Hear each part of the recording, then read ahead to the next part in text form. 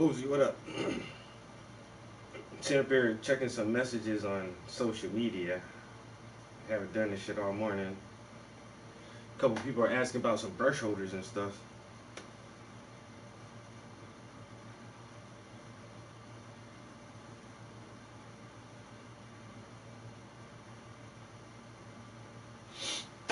Alright. I fucking hate this chair.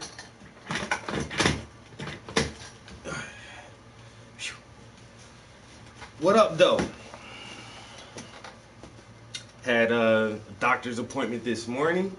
Had to look at my incision on my where I had surgery at, because that shit hurts to the touch. Like, I can move around, and I need to do massage therapy where I actually massage and rub the incision so that it becomes desensitized, so that it's not so sensitive anymore.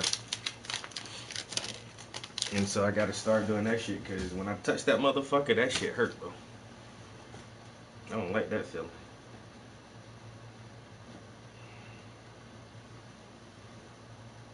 Yeah, I did that early this morning, and oh damn, I meant to swap out the laundry in the basement before I came up here.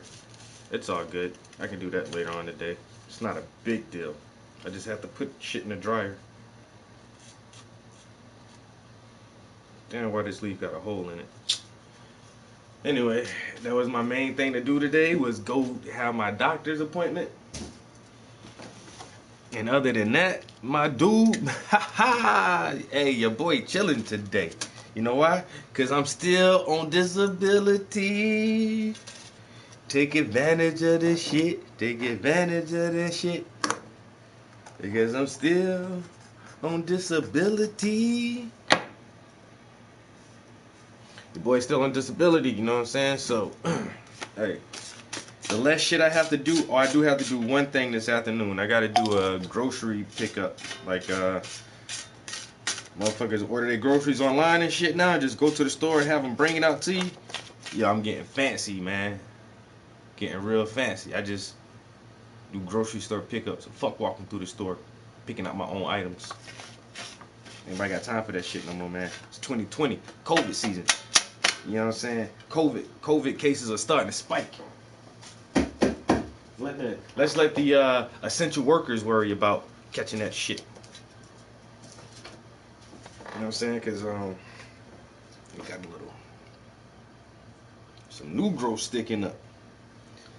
Gotta get my hair done soon.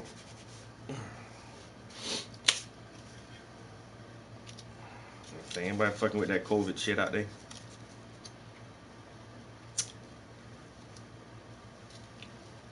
Hope them Walmart workers earning a good living. Cause I need y'all to bring my groceries to me.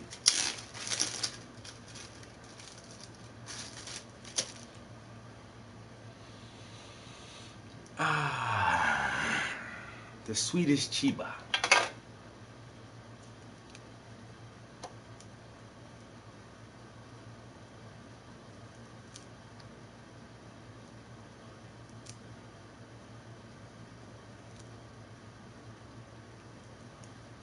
So I got a book club meeting. Ain't that some shit, yo? I got a book club meeting the same day Cyberpunk comes out. Hey, man, I might be late for that meeting. And there's a strong possibility that I might not show up for that shit, bro. You know, because I might accidentally forget to, clock into the Zoom and while I'm playing my game. That's all I'm saying, man. How come I got a meeting the very day the video game come out? Yo, my girl, her mom live in Maryland, right? I told her, I said, don't you want to go visit your mom for a little while? Don't you miss your mom? You don't miss your mom? You don't want to go you don't want to go stay with your mom for a couple of days? What you talking about? I'm just saying, Go chill with your mom for a couple days. What you gonna do? Bitch, I'm gonna sit here and play the fucking video game with no interruptions or aggravations at all is what I want.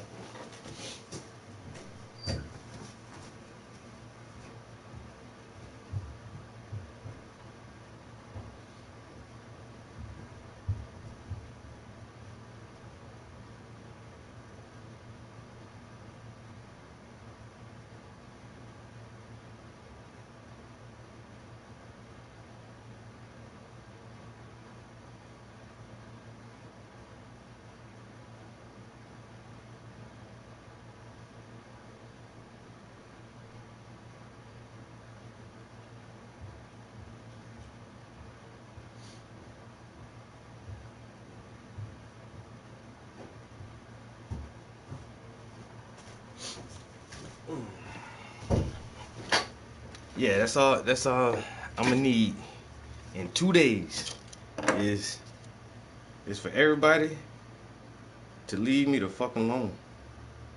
Except you guys, cause I keep telling y'all, man. On Thursday, if you come in my stream, don't expect to see the studio, cause I ain't gonna be in this motherfucker.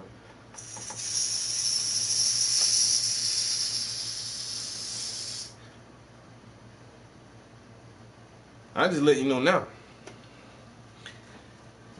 I ain't gonna be in the studio, bruh. I already told my girl I'm gonna get me a motherfucking a catheter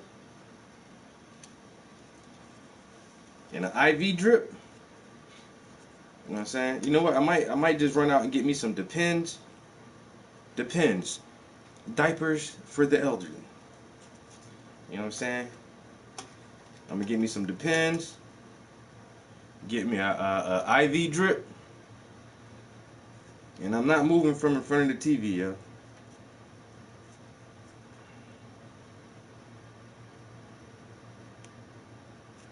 I'm not moving from in front of the TV, yo. My phone just go off? Let me get that IV drip.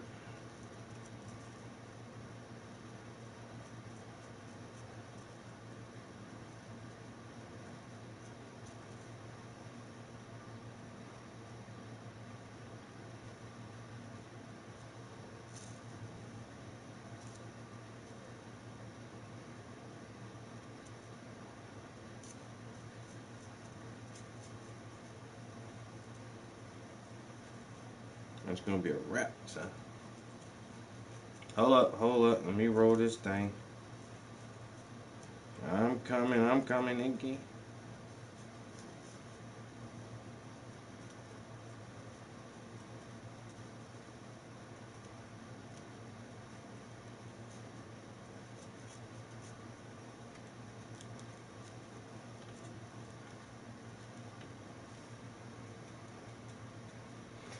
Yo, there's an art to rolling these fucking backwards. You gotta roll that shit the exact same way that you unroll that motherfucker. That's the whole key.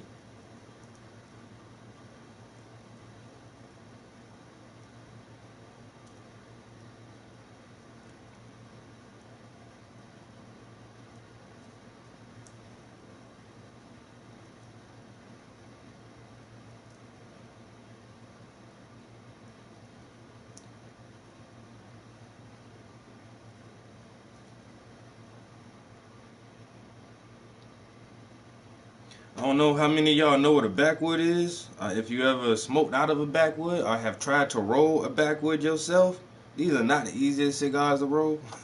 They're just not. But if you do it right, that motherfucker look like that. You won't see too many people who can roll a backwood that look the same way it was before you unroll it.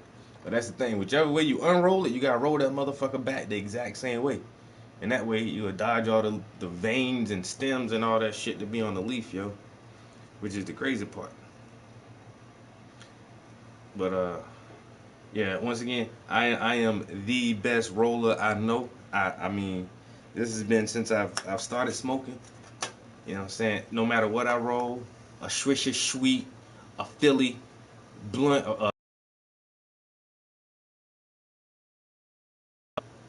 uh, Dutch Masters, uh, whatever, yo, whatever. The Palmer Leafs, the Royal Crown, Backwoods, Rolling Papers. It don't matter. I'm the best at this shit, yo. No, not easy at all, bro. To roll a backwood, bro. Backwood's not easy to roll, and it's because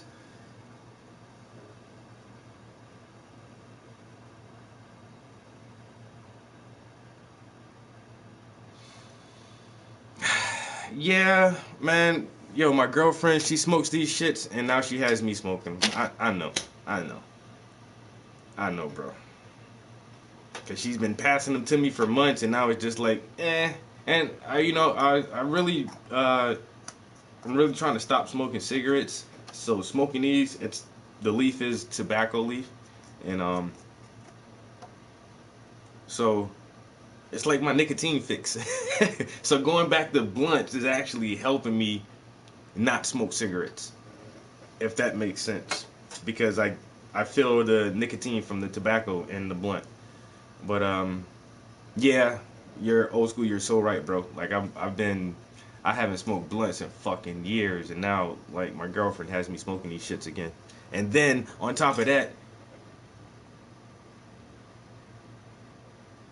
exactly. On top of that, she smokes backwoods, which are hard to roll, and like you say, they cut the shit at a fucking angle.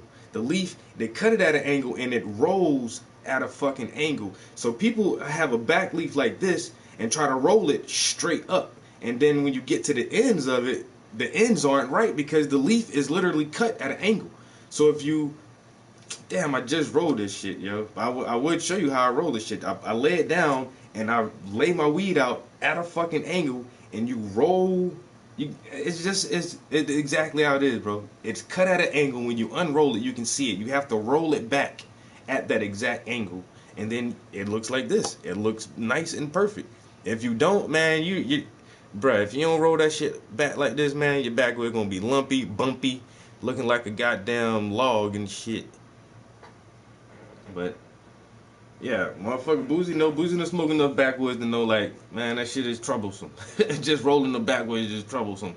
And then the leaves are so thick and dry, and like most people just like slob on them to get them moist, and like, man, I can't smoke backwoods with you, nigga. You just put a half an ounce of goddamn saliva on that motherfucker. I'm not smoking that shit, man. God damn, your moist ass lips. What the fuck, bro? It's too much sometimes. It's too much sometimes. You know? It's almost not even worth the fucking hassle. I'm not gonna lie. You know, I'm not gonna lie, bro. It ain't. I be getting on there all the time. Like, why the fuck you smoke these backwoods? And I just like them. I just like them. Whatever, yo. But there's good cigars out there with way nicer leaves, more robust and aromatic and fresh and succulent, and they don't have all these veins and shit in it. Yo, father, what up, bro? This nigga is in the building. What it do, bro? Backwood bashing. Fuck backwoods, man. You love backwoods, man. Come on, man. I'm just saying. I'm just saying, bro. It's hard to roll a backwood to look like this. To get a backwood to look like this, you gotta be like a professional roller. You gotta be rolling constantly all the time before you can get it like this. And that's because backwoods are so hard to roll. I'm not backwood bashing. I'm not backward bashing. I'm stating the obvious truths about the cigar, man. A Swisher Sweet or a backwood, which one is easier to roll? I don't care about flavor or texture or none of that shit. Which one is easier, a Swisher Sweet or a backwood?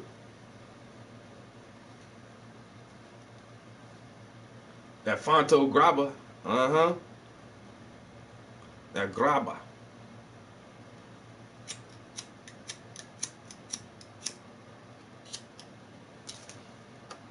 I hate these cheap ass lights.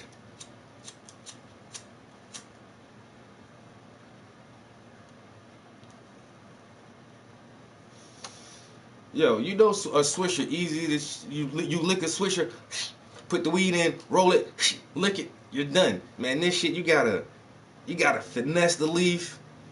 You gotta make sure you got enough bud on this part. And when you gotta watch out for the veins and the stems, and you don't want the vein to poke a hole in the leaf. And then you got when you roll it around, man. Oh man.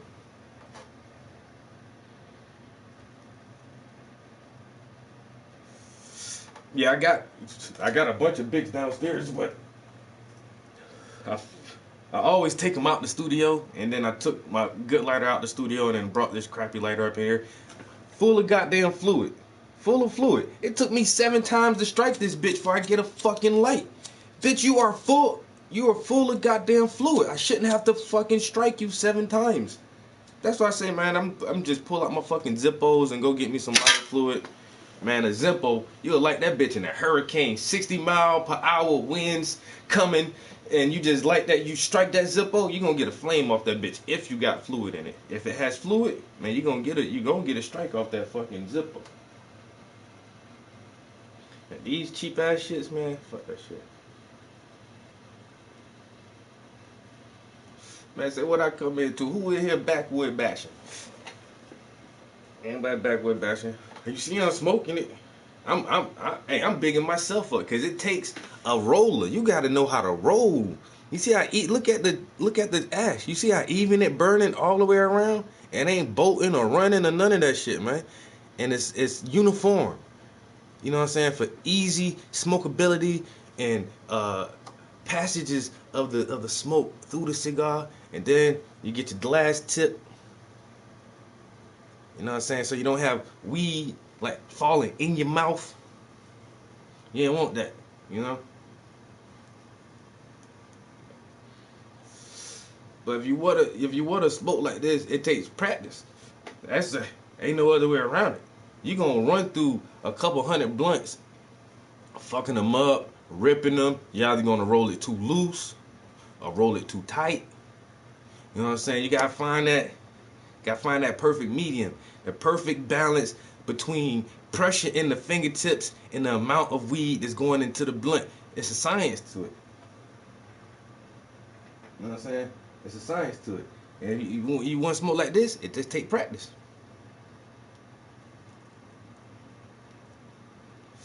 Now, father, my man smoke all the time. All the time.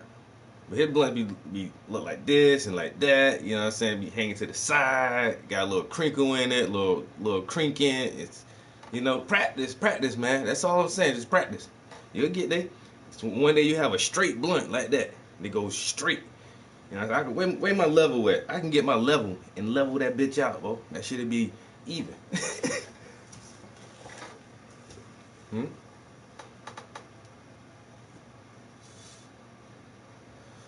Nice. Next time I roll up, I'll put the camera on it so y'all can see my technique and how I roll. It looks funny, I ain't gonna lie, because most people like do it in the air, in their hands, and like this. I lay my shit down and I roll my shit like dough. You know, like you rolling out some dough. That's how I roll my shit. White Owl, Garcia Vega, Dutch Master. And it's actually Garcia Y, which means and, or E, Garcia E Vega, because those are the 2 people who came up with it. Dutch Masters are the best ever. Like, my opinion, I have smoked probably like 10,000 Dutches in my life, yo. I should have invested in the company, brought some stock or something in that shit, because when I was first smoking, I smoked so many Dutch Master Palmers. Oh my God. It's the tan box with the blue stripe on it. Them Jones. Yo, and then they came out with the chocolate Palmer. I like them a little bit, but just the original Dutch Master Palmer. Yo, them shits are the best blunts ever. You unwrap your leaf, then you have your cigar with the paper on it, split your paper, dump that out. You roll up in the paper, and then you wrap your leaf back around that shit. Because some people take the Dutch and just split the Dutch, and split the leaf in the paper, and then roll it back that way. I ain't like doing that. I like to unwrap my leaf, especially if you're drinking. You got your cold beer in a bottle or a can, right? What you do is you get your beer and make sure it's nice, and make sure the can or bottle nice and sweaty. Then you unwrap your Dutch leaf and you wrap that shit around your drink, and then the moisture from your drink moisten the blunt. It'll stick there so it doesn't blow away. You know exactly where your leaf is at while you're preparing the rest of the blunt. Then you take your leaf off your can or your bottle and wrap that bitch back around. Man, that shit smells so good, bro. So good. Them other days. Look how uniform that shit is burning, though. You know what I'm saying? That shit burn like a cigarette. That's how it's supposed to do. And that's because how I wrote it. You know, it's an even distribution of the plant matter throughout the blunt itself. Yeah, my shit went out on me. It's all good. So this Thursday, like I was saying, I have a book club meeting. We will be discussing the first half of Powernomics, a national plan to empower Black America. This was written by Dr. Claude Anderson. He was on the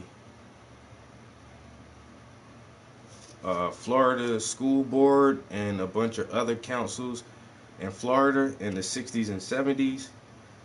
He published this book here, and copyright 2001. So this book is almost 20 years old now, roughly 20 years. The contents of the book, part 1, how winners and losers are predetermined, racism, monopolies, and inappropriate behavior, the keys to empowerment. Part 2, organizing for empowerment, which includes building cooperative communities, restructuring schools for group competitiveness. Part 3, empowerment principles and practices, which contains practicing group economics, industrialization, using your new paradigms, practicing group politics, a new and expanded role for churches, and then the epilogue. And so this book, he just walks you through what the fuck is wrong with Black America and what the fuck we need to do to make this shit right. You know what I'm saying? Because we need ways to empower ourselves. We need to have a national plan to empower Black America, but we have to realize we all we got, yo. That's the first and foremost thing, yo. No matter who the president is, we all we got. And if we don't stick together as a collective, ethnic, racial group, and really, really, really come together, we're never, ever going to get anywhere. We cannot vote ourselves out of this shit. We can't elect a president that will solve our problems for us. This is something that Black America would have to do for itself. And until we all realize that shit, we're all going to be begging for government handouts and trying to join coalitions and all this other dumbass shit that has never worked. And we're going to keep marching and protesting and voting, which doesn't work either. So this book right here it's a plan. It's a strategy. It's tactics. And he presents this in a way that all of us can understand. So,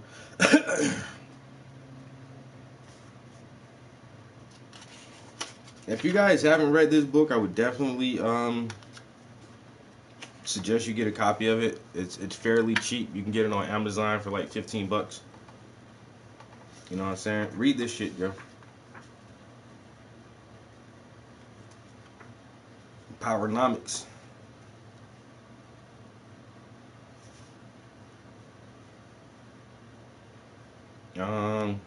Let's see.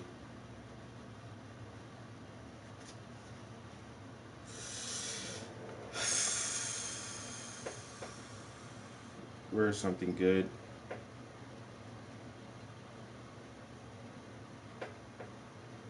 there's one part where he talked about well, that was kind of early on in the book. I can't find out where that part was at.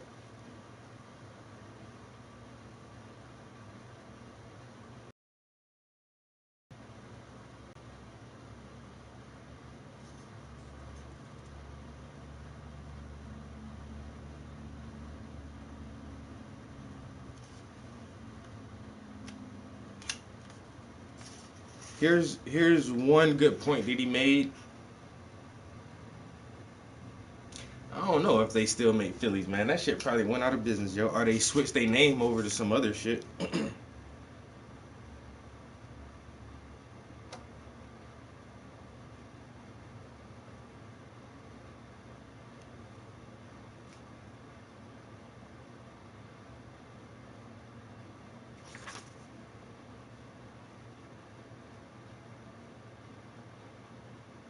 All right, this is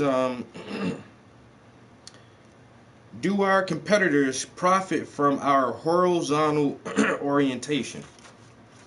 And this is something that I've always said myself too, and because I'm literally fascinated with my hair.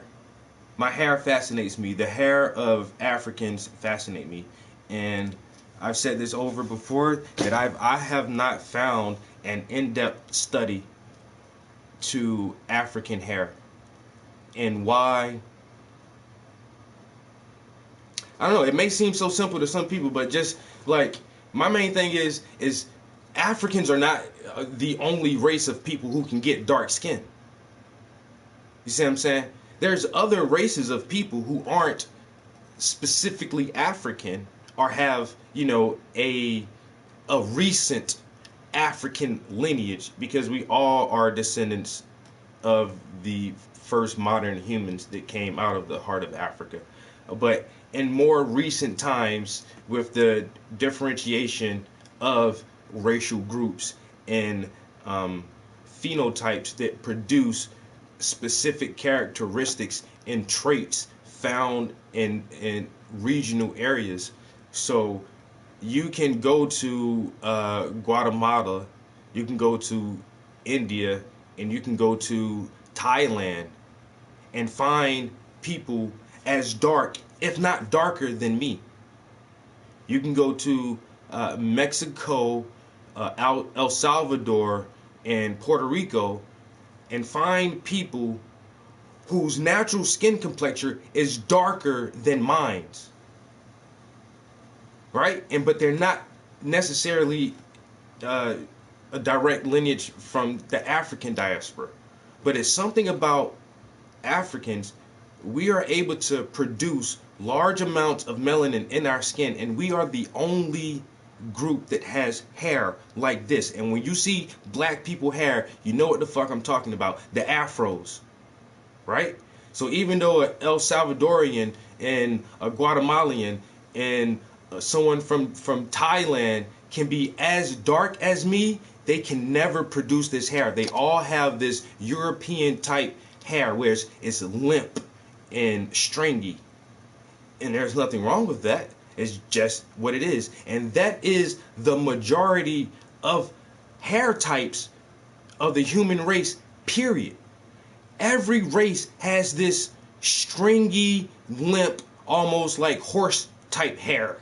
And in Africans, people who are closely related to the original group of humans, we have this tight, kinky, coily afro hair. And our hair is different from everybody else's hair. There's no other race that has hair like us and who is able to produce large amounts of melanin in their skin for pigmentation. So we have these two traits, and when people say, oh, you think black people are special, we the fuck are. There is something really unique about our DNA sequences that allow us to have this specific grade of hair that no one else can have and still produce high levels of melanin in our skin. So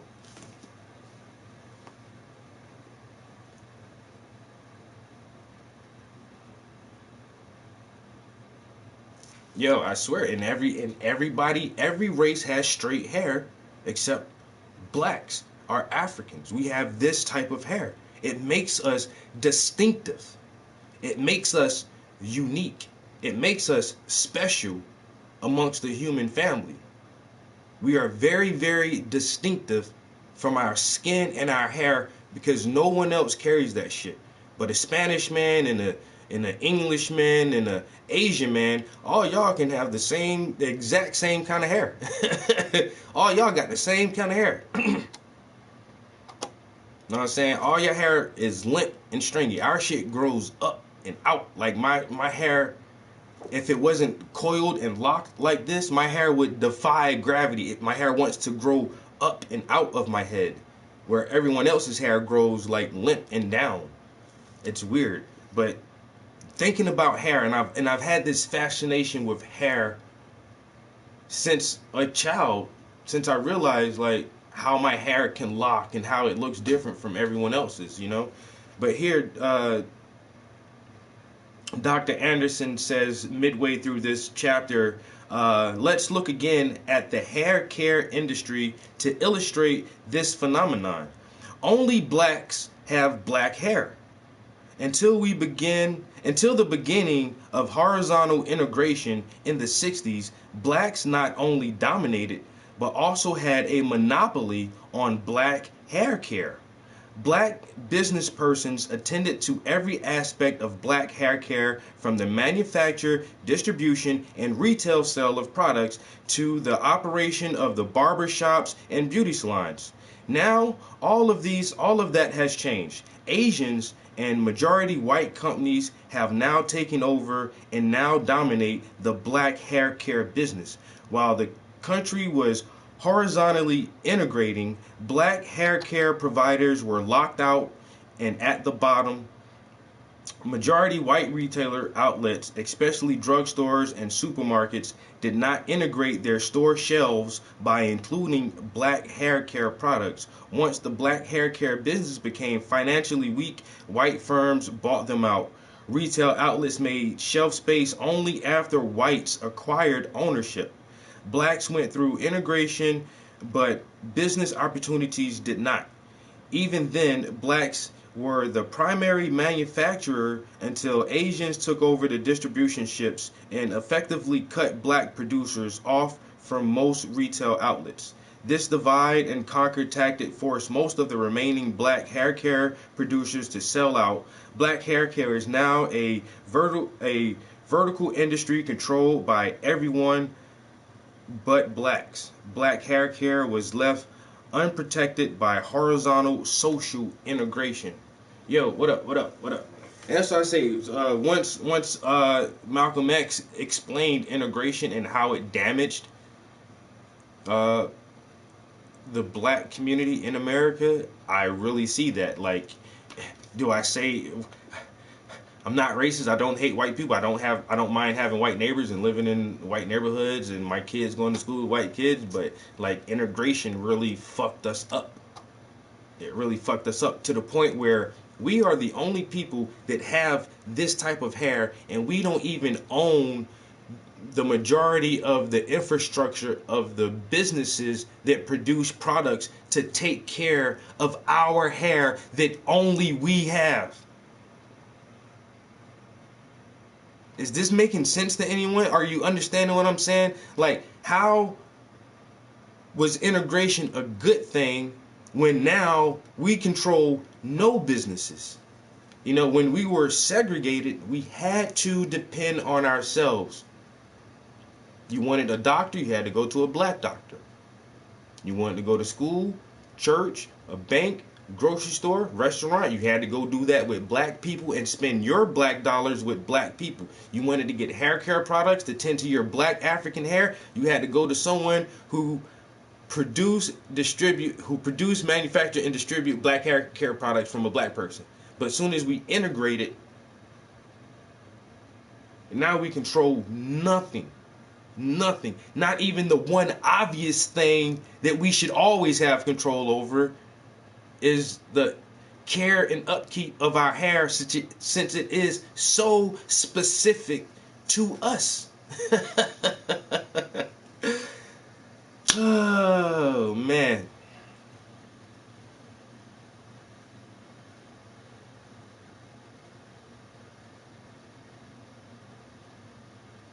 Due to scalp issues, and I have scalp issues too. I have, like, I don't know, in the past couple years I have this wild case of dandruff. I say I normally oil my hair like 2 or 3 times a week, and I wash it once a week. But lately, for the past year or so, I have to wash my hair twice a week because of, I don't know, it seems like excessive dandruff. And so now I am seeking out products produced by people who have my hair texture, my scalp issues, and who figure out the science for themselves and make products for us.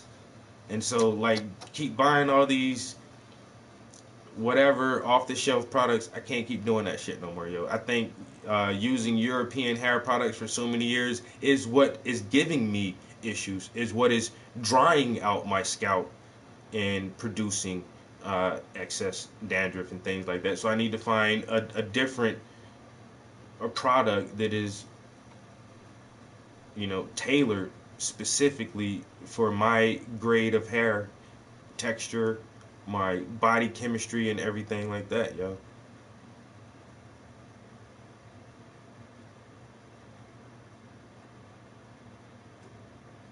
Oh yeah, because you're gonna have to genetically engineer yourself. So we're not going to, yeah, develop in a way, but we're going to guide the development of new skin, language, ways of speaking, different hair textures, eye colors, tastes for foods, and so we will have a direct hand in guiding that development to prosper on a different planet. And once again, that's why we are doing all of these tests now.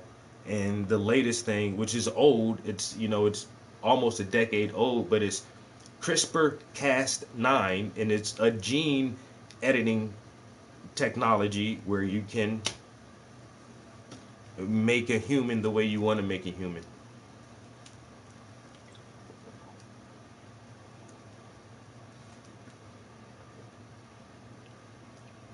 hmm But we got the internet now, so we can do searches. It may take a little minute, but just do some online searches and specifically look for black owned hair care products.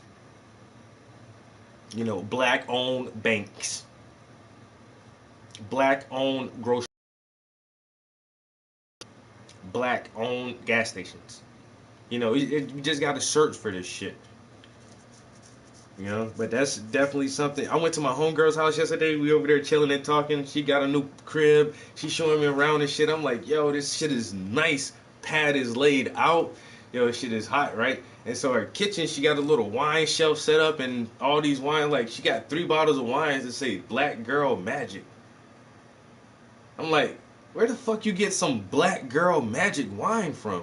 And she was like, yo, these two sisters, the McBride sisters, make fucking wines and champagnes. Two black girls from Connecticut. I think they're from Connecticut. You know what I'm saying? You can go online and order their shit online. Blackgirlmagicwines.com or the McBridesisters.com or some shit like that. But I'm definitely going to get a couple of bottles. I like drinking wine. So I'm going to get a couple bottles of wine from them. You know what I'm saying? Motherfuckers out here doing shit. We just gotta seek each other out and build up, our digital market. You've heard of them? Yo, Black Girl Magic Wines? Yo, that shit is. Oh, the show Expanse? Isn't that like sci-fi future space series, outer space? And I think there's like this one black chick on there, The Expanse. They had a video game based on that, if I'm not mistaken, or some shit, yo. But yeah, I'll definitely check it out. I love that sci-fi shit. So went to the comic book store yesterday and picked up the next installment of the Stephen King Gunslinger Dark Tower series, hardback graphic novel. These are really good stories.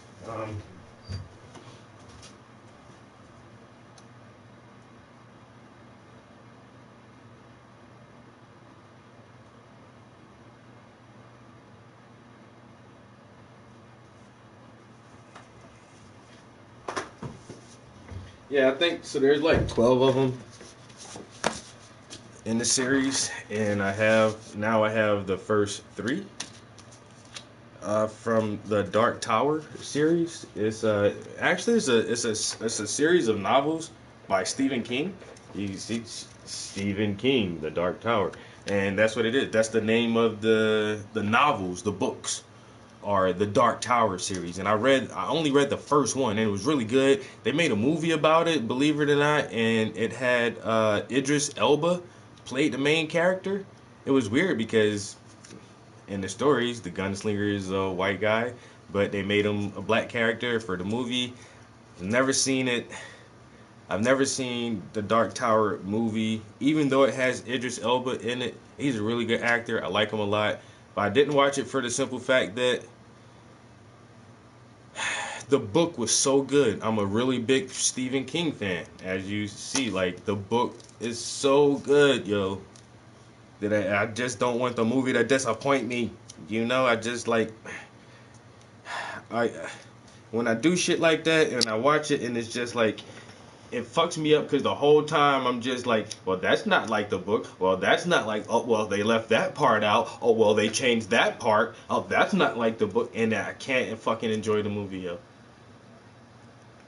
I really can't.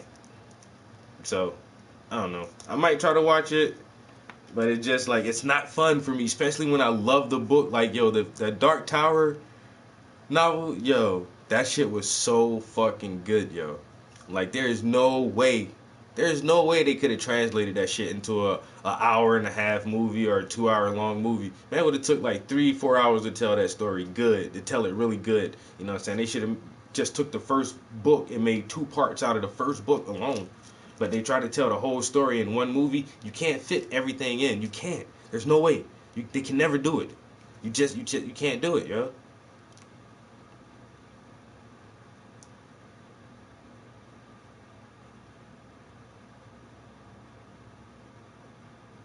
Blazing Angels, the Red Tails, Air Force Fighter Squadron in World War II.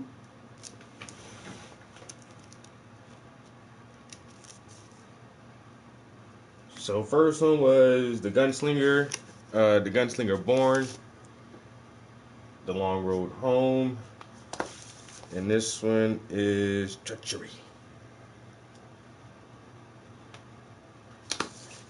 So I'll start reading this one probably this weekend. Oh shit! I gotta start reading this shit tonight because my game comes in a couple days.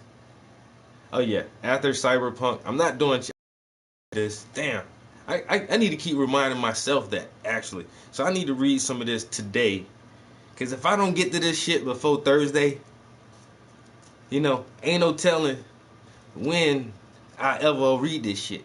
You know what I'm saying? It'll be a while. It'll be a while if I do anything other than Cyberpunk. So, but I do have it. I do have the third book. And then when I was at the comic shop, I was like, yo, isn't there like one or two more books to the graphic novel Dark Tower series? And he's like, there's like a dozen books in that series. I'm like, a dozen? He's like, yeah, it's a dozen books. And these aren't cheap, because it's a graphic novel. And like I say, it's hardback, so this is actually just a sheet on it. So this is a hardback Stephen King graphic novel. The art is just fucking awesome in this shit, yo. And it's like, yeah, these aren't cheap, so I can't buy all of them at one time.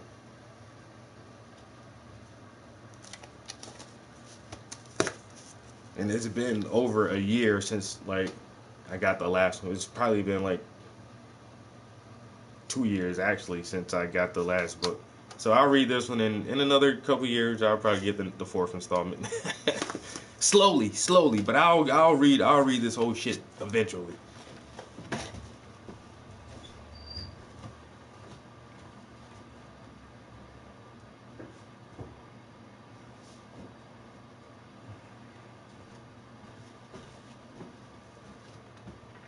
No, man, I ain't got no PS5s. Why, you got one? I got a PS5 HD camera. Ooh. That's all I got. I ain't even opened that bitch yet. Still got the tape, the circle tape on it. You can see. That shit ain't even been opened yet. Ain't no reason to open the motherfucker. You got yours? Congratulations. Hey, I'll buy it for $700 right now. Send it to me, bro. I send you $700 right now.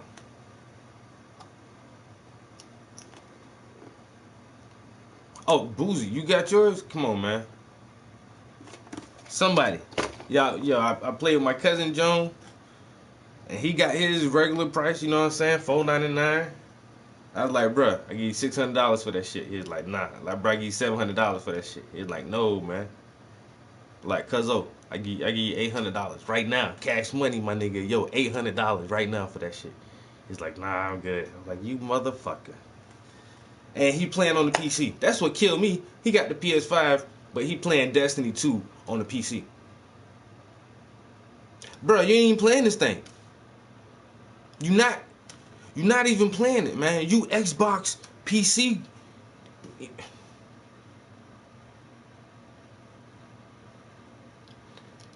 He got Miles Morales. He talking about, oh, I'm gonna play the first Spider-Man all the way through before I play Miles Morales. You ain't even wanna play the new shit right now. You still wanna play the old shit that you can play on PS4.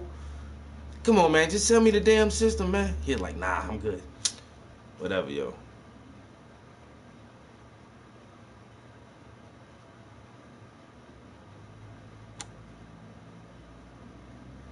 No, man, fuck that, you Puff. You know you can get in there, man, and manipulate. Come on, man. See, you shouldn't even brought it up, because I've been thinking that. Like, damn, Puff can get us that shit if he want to.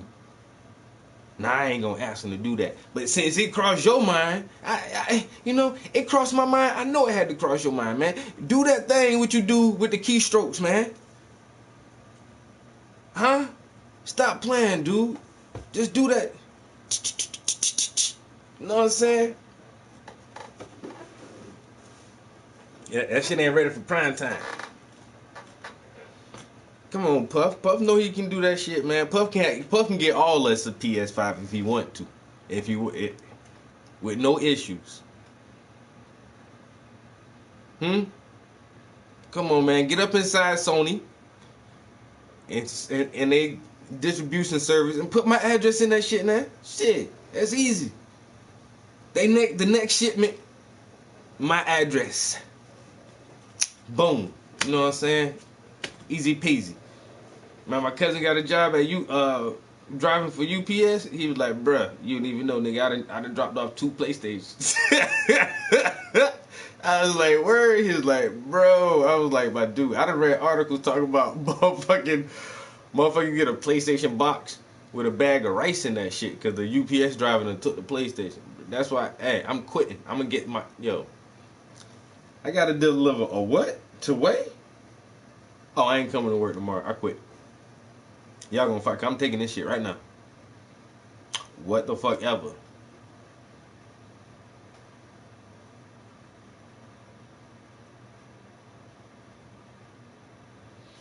If Kanye win the election, we'll all have PS5s.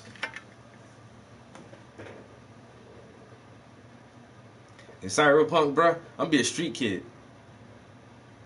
That's what I am. I feel like I'm a street kid, man. Southwest Philly. You know what I'm saying? All the way to them dirty streets of goddamn South Carolina, man. I ain't grow up as no nomad. You know what I'm saying? I always had family, like real family, and I ain't grow up in no high level business family. I'm gonna do myself. I wish I was a corpo type person, but I'm not. I ain't nothing but an old regular street kid. I out here peddling some weed and some crack, nigga. You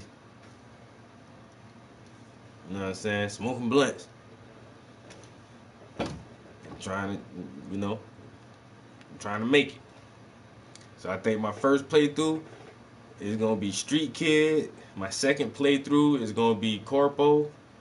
And I think what I'm gonna do is I'll probably play the whole game all the way through as a Street Kid, and then play like halfway with a Corpo to see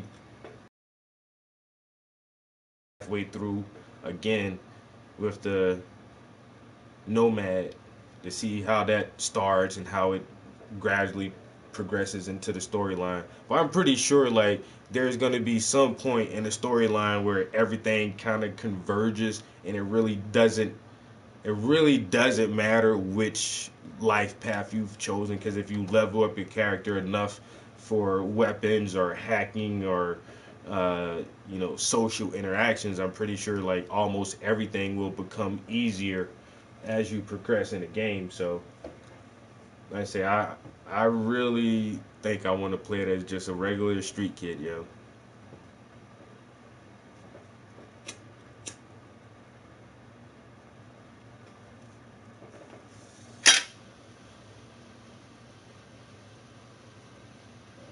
Motherfucker say, I'm living a fantasy. It's a fucking video game, nigga. I don't have to be myself.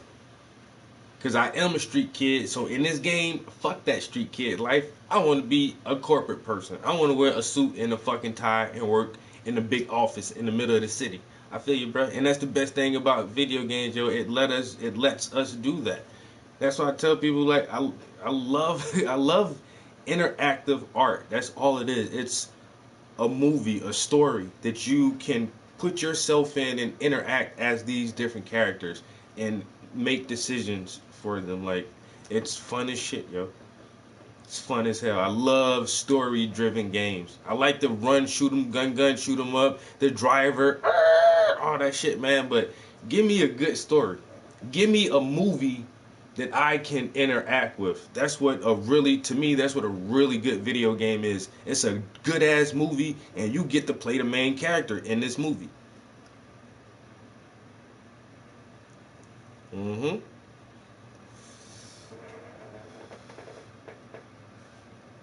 And that RPGs are role-playing games where they want you to make decisions. It's like, once again, it's you getting away from yourself, but you still have to like make somewhat, decisions on your personality. Or you could just once again go all the way off the handle, like in when I played Fable, I made a bad guy. Like I did everything bad that I could in Fable. Do I do shit like that in real life? No, but it's fun as hell to be able to do that in a video game and make all these crazy mean decisions and shit. But in this game, that's how they're hyping it up too, like to be able to choose your response and have a conversation sway one way or other depending on what response you choose, or if you choose to make a response at all. Mm, kinda. If real life had a reset button, only thing is I need to save all my memory. You know what I'm saying? I want to reset back to when I was 17 years old, but I need to retain all the memory, all the information I've acquired, but reset back to 17. I'll be a millionaire by the time I'm 21. Trust me, cause I'm gonna come up with Instagram. I'm gonna come up with Instagram and Snapchat filters when I'm 17. Take me back to 17. I want a reset button too. I'm gonna come up with Instagram, Uber, all that shit, yo.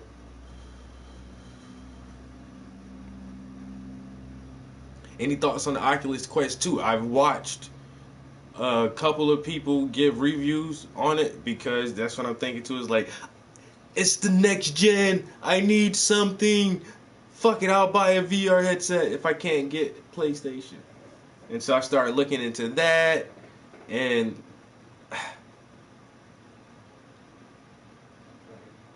I don't know, man. It looks fun. I'm just so iffy with it. That's the only thing. And it's not that expensive. Once again, the technology has been out for a while. It's here. Um, Several different companies are developing VR headsets and video games. So it's nothing new anymore, which drops the price. And the Oculus Quest 2 is just as much as the PlayStation. It's only $399. So I mean, and you don't need, and it's a standalone system. You don't need anything else. Uh, and so I thought about it. I really did, but I don't think.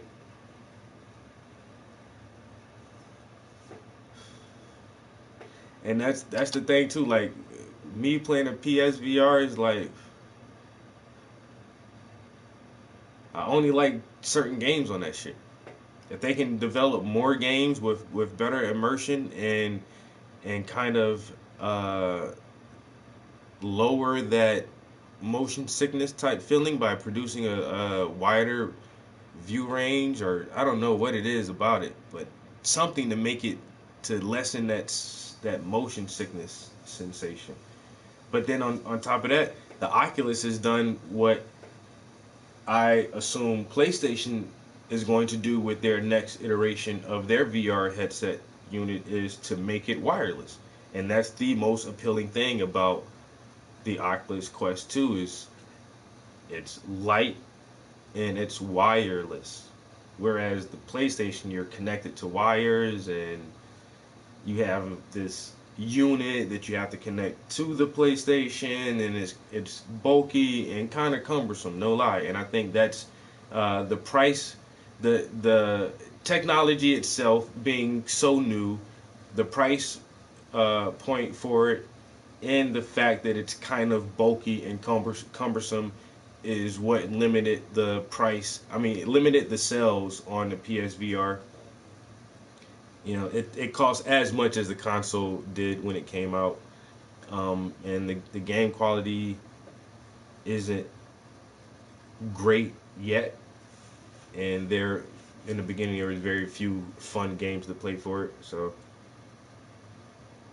but I just figured like soon enough, PlayStation to just make their shit wireless as well.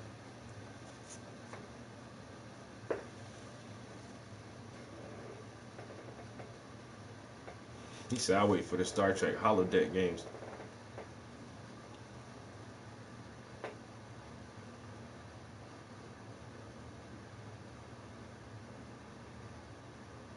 This dude said, "I troll the fuck out of people." Yeah, once you get more developers in that shit, yo, and more people doing that shit, it's gonna take off. Once again, what's that movie? Ready Player One. I think that's how it's gonna be, where it's not just one game. It's a it's a place. It's an arena you log into, and then once you're in the arena, you go to different sections for different activities. Like I say, Ready Player One just made it so visual. Like you log into this shit, and if you want to go racing, you go over here, or you go to this alien planet and shoot insects or zombie horrors, or you go to a sword fighting arena, but it's still all encapsulated in the same program, the same universe.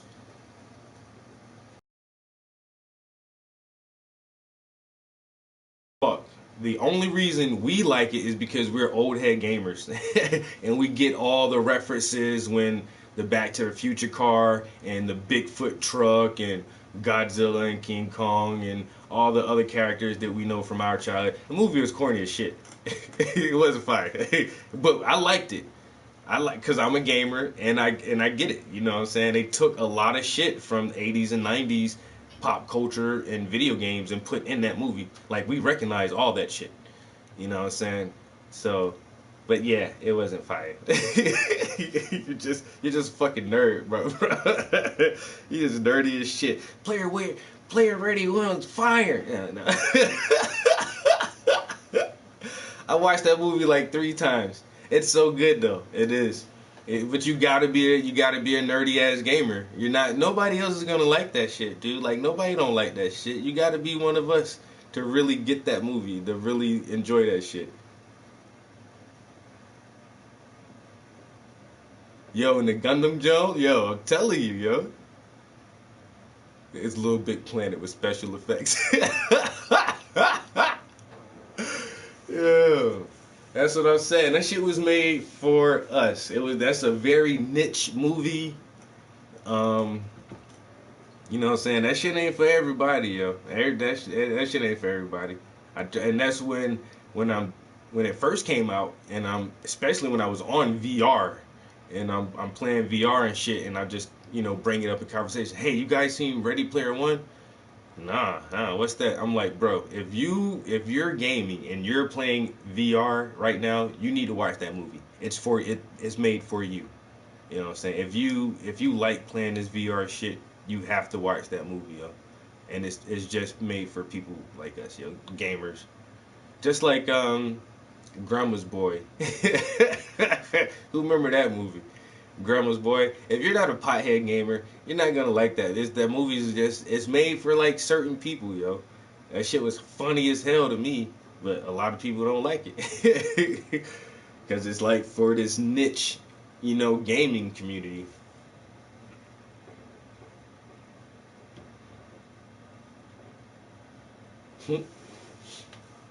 Take my money.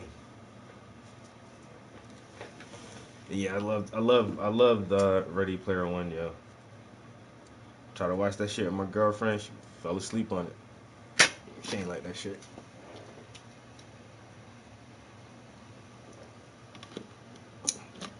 But yeah, you think that's possible?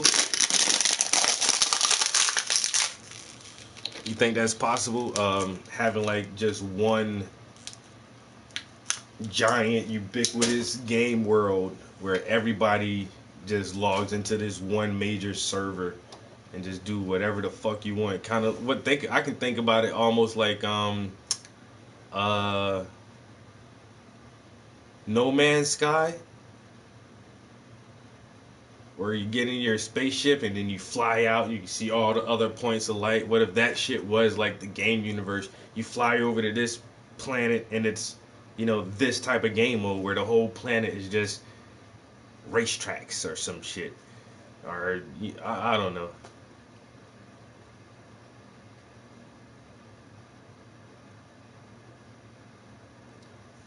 Catwalk.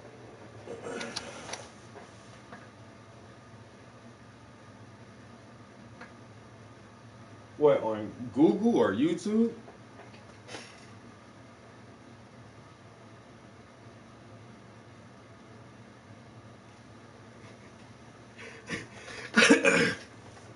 I don't know. I look up in the tree. It was the fucking king of the jungle. So I just called the 5-0.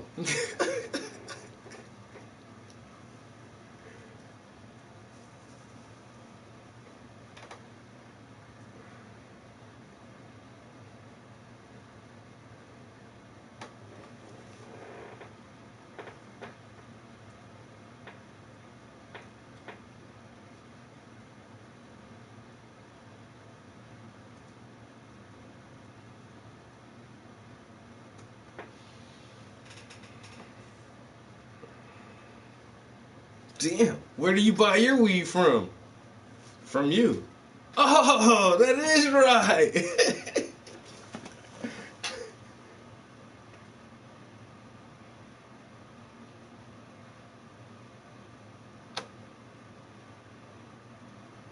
I think I've seen this.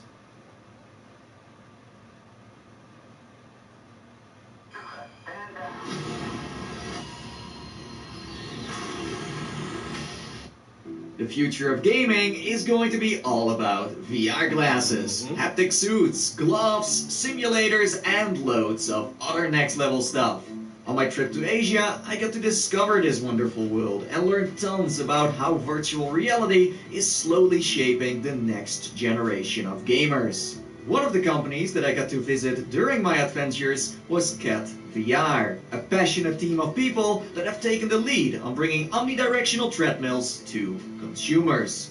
They had invited me to come over and give feedback on one of their prototypes. So today I'm going to take you inside their headquarters and show you how Cat VR strives towards making VR treadmills the next big thing.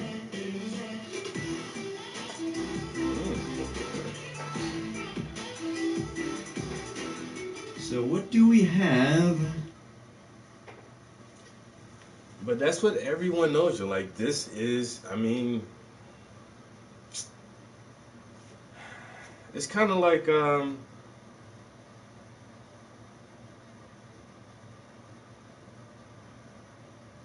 it's kind of like FaceTime. For a long time, people didn't really think that would, be a thing or be a popular thing. Like, who needs to see each other when you can just talk to me or whatever. But now FaceTime is so fucking popular, and a lot of technologies start out kind of slow, because I don't know. It's like a major shift in reality, actually. So I can remember like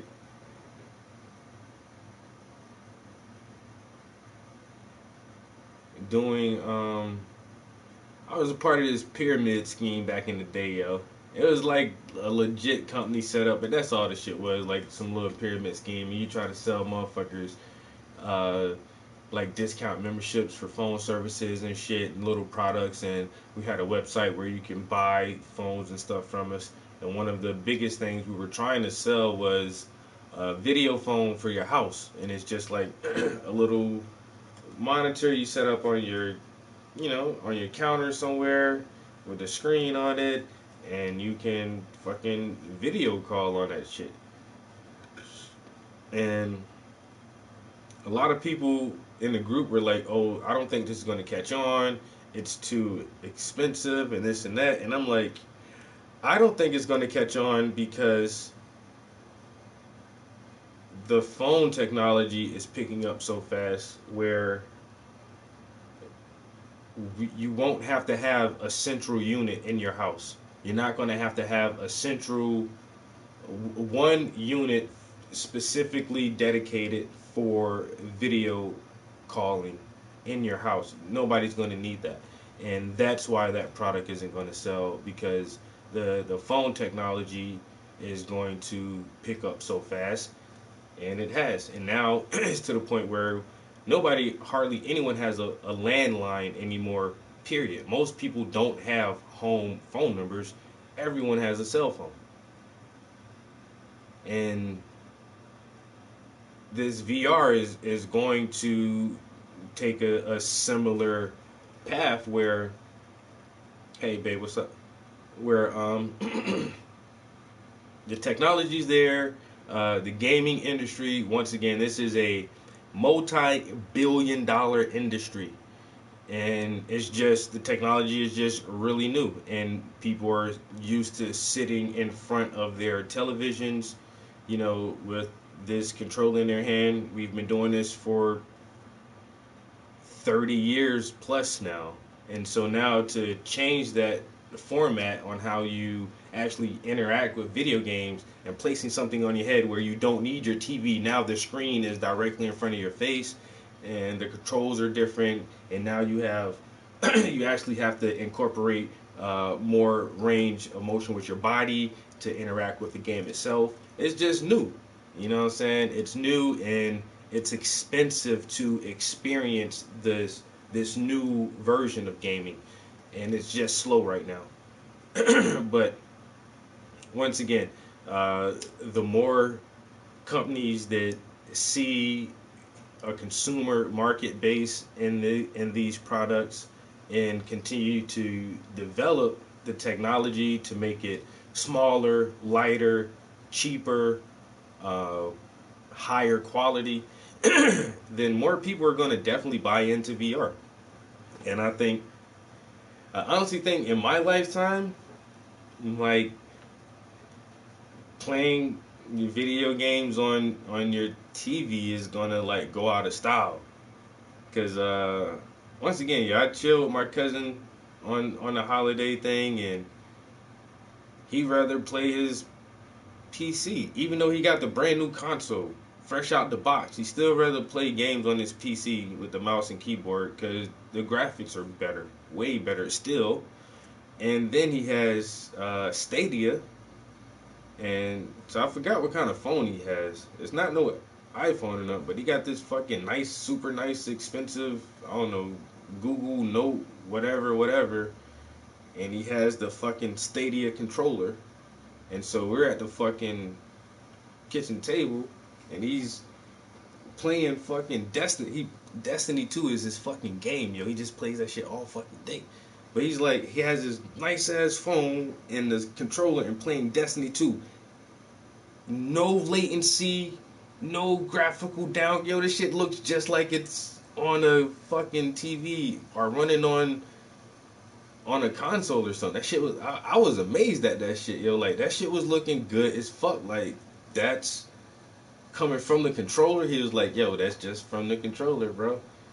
But like gaming is definitely changing, and we're not going to use our TVs for gaming much longer.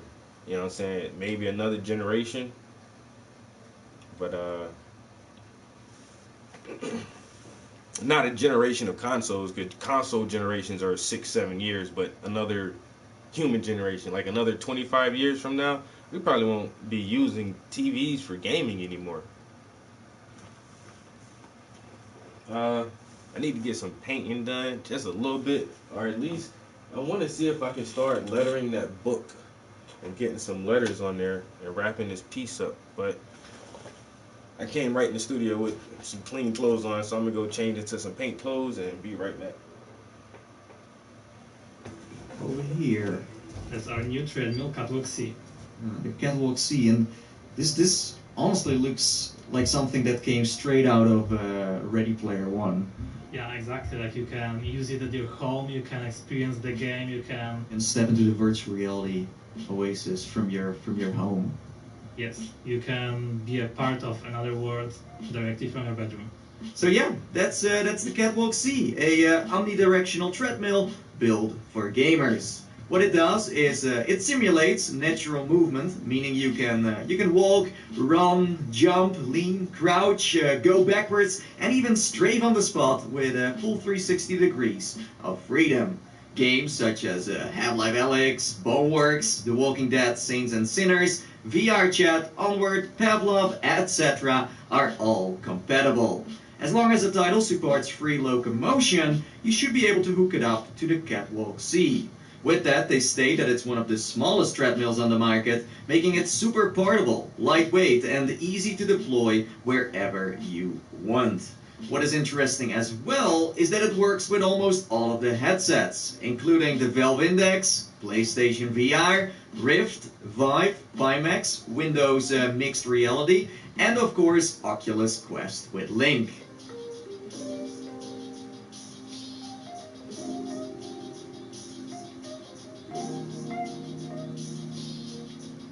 So, before I officially get into this treadmill, I do need to put on some special shoes that I have right over here. So the shoes are designed to help you with the friction. When you get onto the treadmill, you can walk faster around, you can get into a more dynamic and intense experience. Whatever game you play, whether it's an RPG, a shooter, any game you're into, you can play and get the hardcore experience you like. I'm on. So now, once you're on, you need to get onto the harness. It's very elastic, so it will fit different body types. It's a double safety system. We have a few belts, and then it will also ensure that it's tightly touching your body. So, I got the shoes on, I'm on the treadmill, and the last thing I need are two controllers and a VR headset. So, funny enough, these are on the back, right? Exactly. You can reach behind, and you can find them on the small hangers we built into the treadmill, so everything is stored conveniently where you can reach it. When you step off the treadmill, you can hang them there. Everything will be in good order. You don't need to worry about your stuff. Yes, so that was a quick introduction on how you jack into this treadmill. Now, before I start sharing my thoughts on the Catwalk C, I should mention that this was not my first time trying one. Oh no, throughout the years, I've played on many different models, different treadmills, and learned that this tech still has a long way to go before it's truly perfect and will completely replace the traditional VR controller. The closest we've got is with the Infinitec, but that contraption is not only massive, it's also very heavy and extremely expensive. But it's awesome and real close to what we want for the future. Sadly, it will be a while before this can be sold to the average Joes like you and me. Cat VR, on the other hand, is one of the first companies who are able to sell affordable treadmills to consumers, and that on itself is a miracle. Their stuff might not be on the same level Infinitec is at, but this is the best alternative that you can get right now without having to sell your kidneys. Still, that didn't take away that my expectations were quite low, because none of the treadmills I played on in the past convinced me that they were ready for the big public. But, to my own surprise, I actually had, for the very first time ever, a far more positive experience. And this was only Cat's prototype. Of course, now I make it sound like it was all about rainbows and sunshine, but trust me, it was still not perfect, but definitely a step into the right direction. A play session where I got to experience many ups, but also many downs. What I mean is that I started to understand better how treadmills like the Catwalk C can become a potential game changer in the near future for the consumer, but also arcades and pro gamers in the esports scene. Anyways, let's talk about this treadmill's learning curve, because as you may have noticed already, my movement during this play session did not always seem natural. I know it looks awkward from time to time, but you gotta believe me, I was really trying to walk normally. This all might look super easy from the outside, but when you finally get to try it, it's a total different story. You have to get used to moving on a surface that is extremely slippery. And in my opinion, all of the VR treadmills, including this one, are not necessarily simulating how you move in real life, but instead teach you to walk in a total new fashion. I do believe that if you get to spend a decent amount of time with the Catwalk C or other treadmills on a daily basis, it is possible to master them. For some, this will mean they have to deal with a steep learning curve. Well, it could take others just a few days. The guy who you saw playing before me made it all look so freaking easy, but hey, what do you expect from someone whose job is to actually intensively test treadmills for a living? But it does prove that practice is key. Okay, but that's that. Let's dive a little bit deeper down the rabbit hole. Well,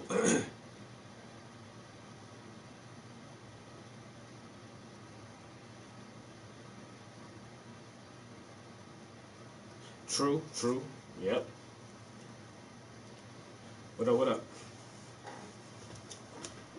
420 up in here. But looking at this shit, yo, are they gonna make like gaming only for skinny people? Or in shape people? Because that treadmill look kind of small for a little slim, skinny white boy on there, some little slim Asian dude on there. I could fit on there perfectly. But what about some fat, heavy gamers, yo? You know what I'm saying? That's gonna deter a lot of the market for that shit. That's the first thing I noticed. Like, can a heavier person play with that?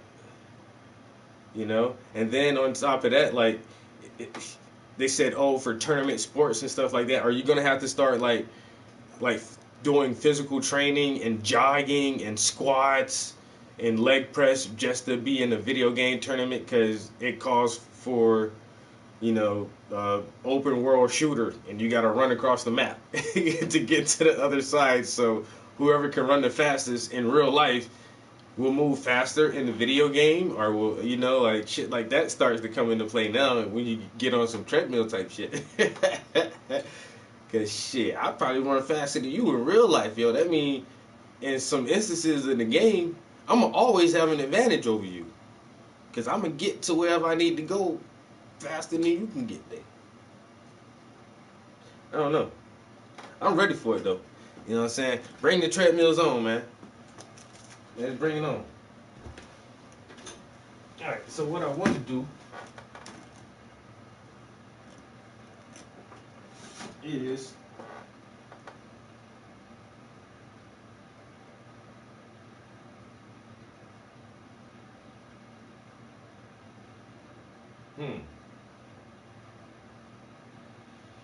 Alright, so I want to start writing these letters on here. It just got to be a bit tricky. Is this dry? It's kind of dry. It's dry-ish. It might be dry enough.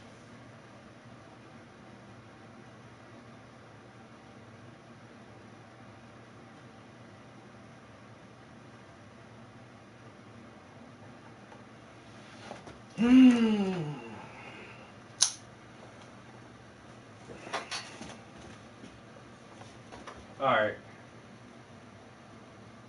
So, how bad y'all think I'm gonna fuck this up? Okay, I'm about to try some shit.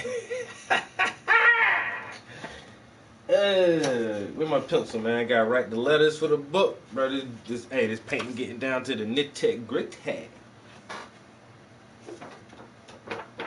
We getting down to the nitty-gritty.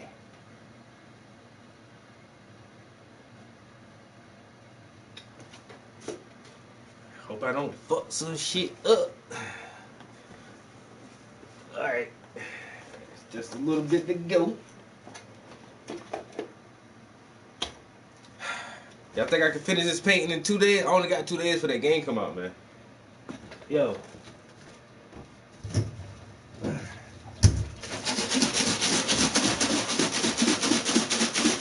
That shit need to be done, man. You feel me? I ain't gonna have no time to be in the studio.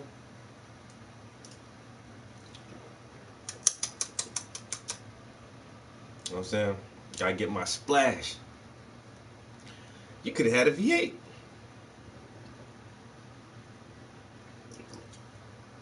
Alright. Repping that black strand.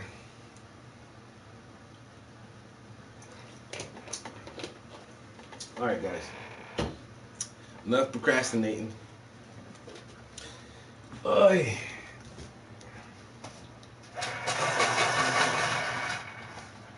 Man, this part I don't like right here. I paint these books. No, I can't fucking write. The Catwalk uses a base surface that, as I mentioned, is pretty slippery. What the hell I be Next thinking? to that, it also tilts to any angle, just so it can give you enough friction, grip, and also control to the shoes you wear. Something I can confirm working fairly well despite my baby steps. The surface is large enough to play all kinds of games on, but small enough to place in your bed or living room. If calibrated right, the Catwalk C proved to me that during a play session, it was capable of accurately detecting the difference between running, walking, crouching, going backwards, and even strafing without any latency. It gave me instant movement and no feelings of discomfort. But sometimes the calibration wasn't on point, resulting into my personal movement speed not matching with the acceleration curve in-game, resulting into a growing feeling of motion sickness.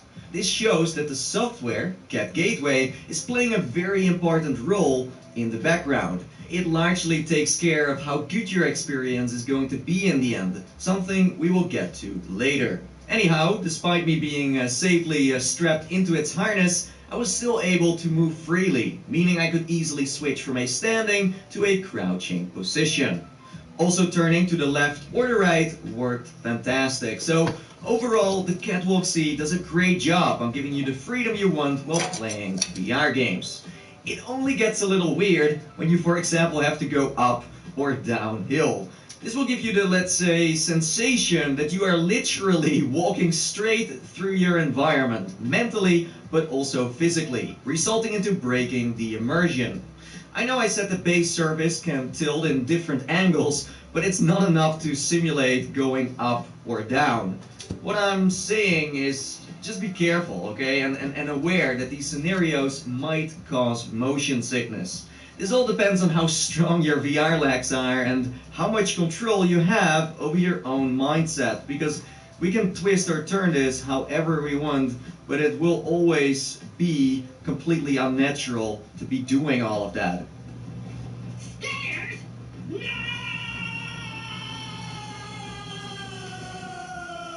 Moving on to the construction of the Catwalk C. For the short moment I got to test it, it did feel like a solid product that can definitely take a hit or two. According to Cat VR, they use the best quality of parts to achieve the most accuracy, flexibility, and most importantly, safety. A couple of months will have to point out if that's enough to keep it together, because after all, this treadmill will have to handle loads of intense movement on a daily basis. I sadly did not get the opportunity to assemble the Catwalk C, so I can't give you any thoughts on that. The team told me that it can be put together and dismantled by just anyone in about 10 to 30 minutes. Again, time will tell if that's true. Something else I should quickly talk about is how much noise the Catwalk C actually makes. Your neighbors might not appreciate you having a great time in VR when you, for example, live in an upstairs apartment. Here's a little clip of what it sounds like.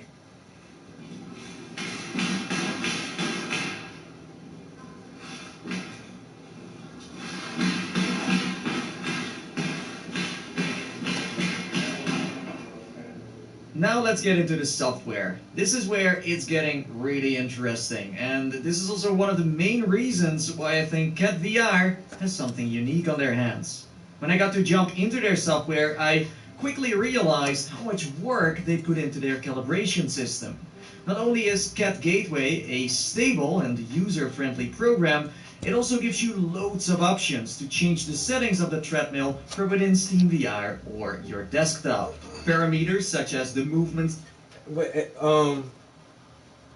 when I gotta use a ruler to paint, hey, no, this is this way that extra money come in at. Why I charge so much? Man, I got measure, level, angles, man, geometry, all kind of shit, man. Hey, you know what I'm saying? I gotta use the metric system on this shit, bro. The hell wrong? Jesus Christ. Why your paintings cost so much? Bitch, I had to pull out a ruler. Huh? When the last time you used a ruler? For real. Honestly. When the last time you had to use a ruler? Okay then. Point proven. If I do right there, maybe. Man, I'm about to fuck this shit up so bad, bro.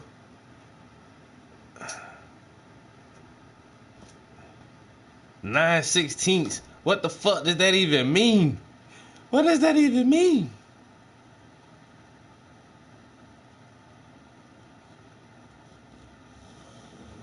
Ooh, shit, this nigga writing lines on the painting, man. I gotta be confident in what I'm doing when I do that shit, man. Cause you know what? Shit. It might be too, that line might be too high. Damn it, man. You know? You feel me? I think it might be.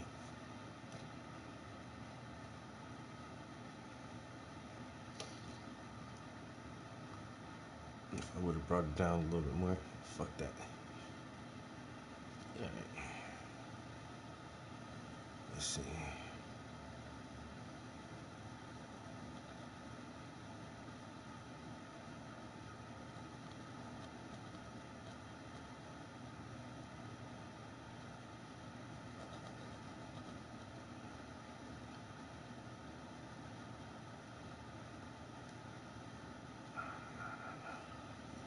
Okay, so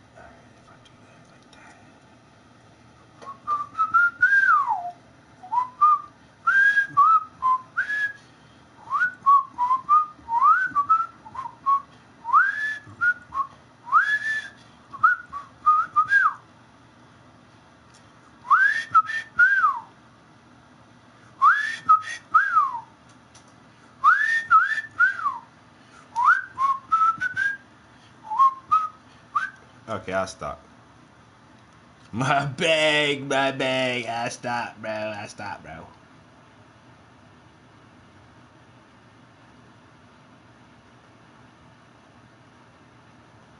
Man, listen. Bro, I'm fucking this shit up so much right now. Damn. See? That's why I need an apprentice. I get the apprentice, I just get the instructions, and when they fuck it up, I can yell at them. I can't yell at myself, man.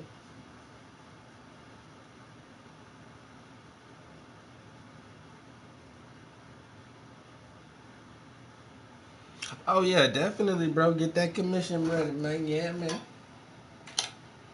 Mister, I'ma keep this one for myself.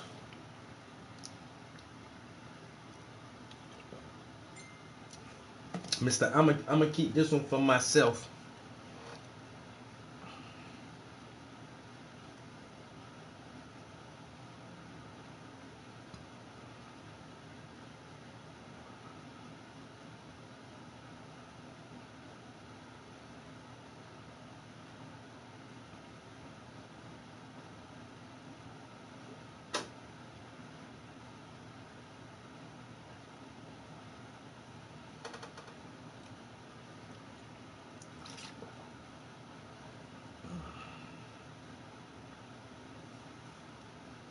Checking some messages. Checking some messages.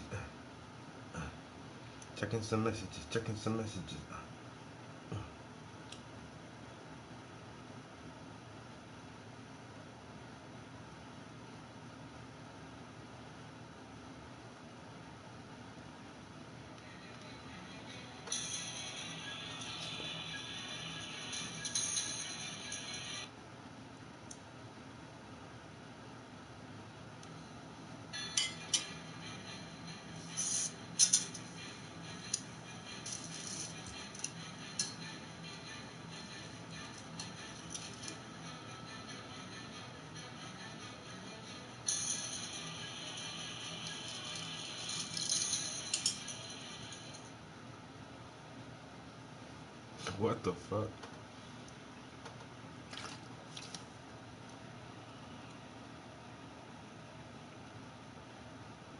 Alright, I'm coming.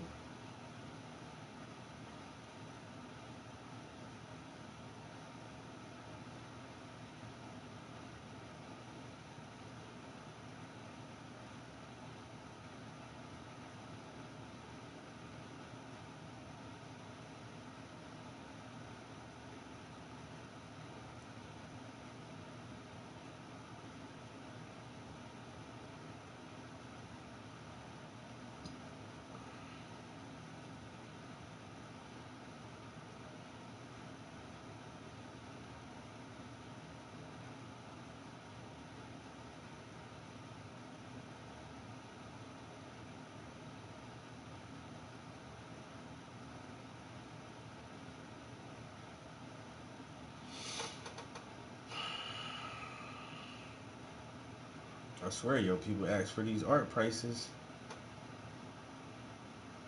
and then nothing. Vistaprint ends tonight, up to 50% off. All these emails are bullshit, bullshit,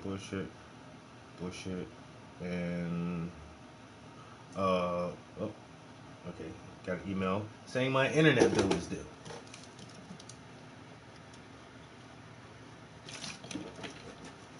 Ah, gotta pay that internet bill. Why? So I can play my PlayStation.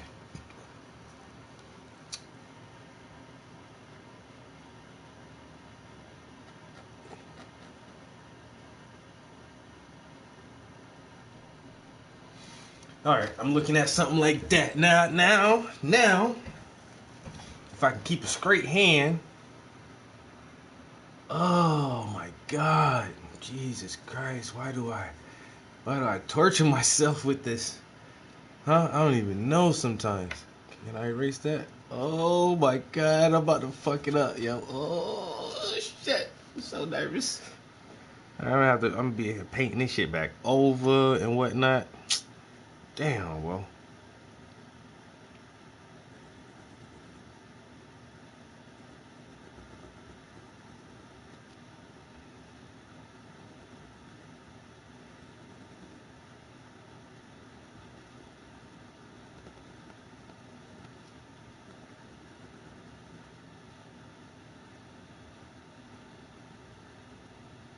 Nigga know he can't write.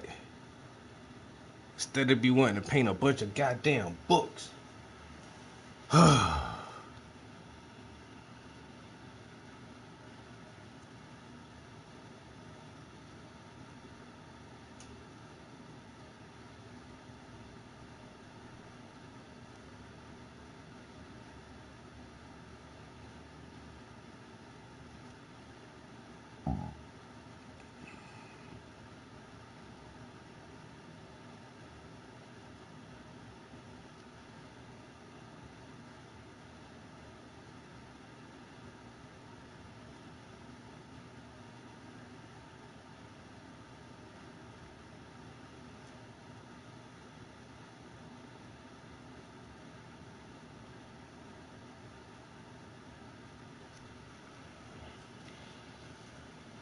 Okay, alright.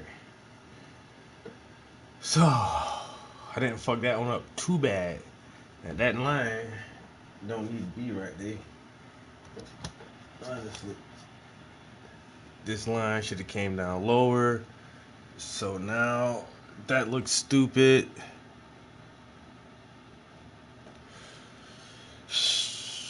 Bro can't get right. Can't get right. Can't get right.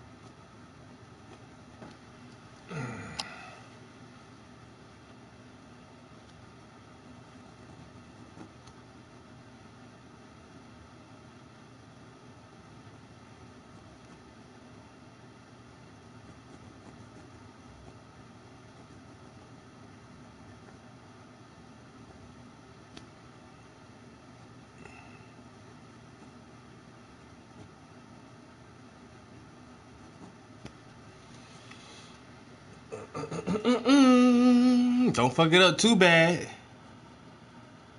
You know? If you fuck it up too bad, then people will notice. But if you fuck it up just a little bit and try to make it right, then most of the time people won't notice too much.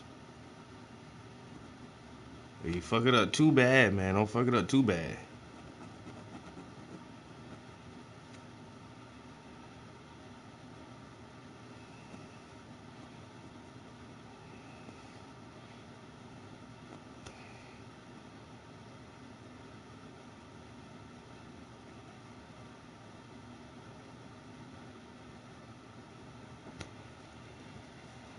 I can't write in a straight line. Oh my God, am I gonna have to like? For real though.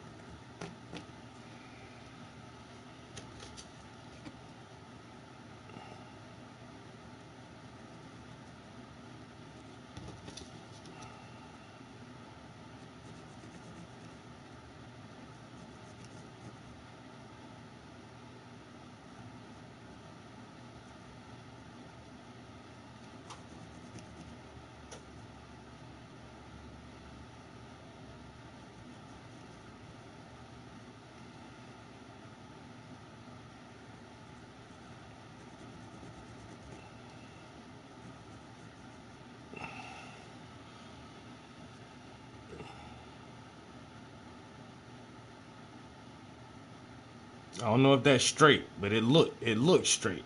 Kinda. It might be straight. It's straight enough. Huh? What?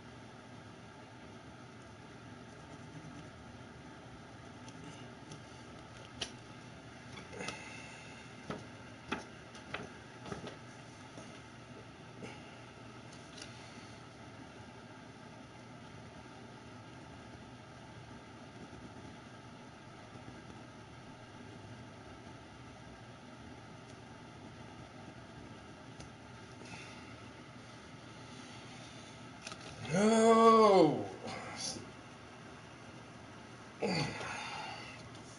Hey, one of y'all want to come help me do this? Y'all talking about y'all my homies. All that good shit, man. My damn arm tired, bro. My damn arm hurt.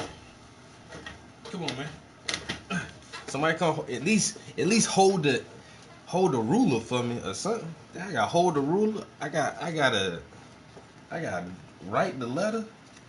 Man, writing letters is hard, man. R, F. Shit, I need a damn break. Wait a minute. My elbow tightening up on me. That shouldn't have to be like this for a painter, man. You know what I'm saying? The struggle, bro. You know what I'm saying? This shit should be all easy.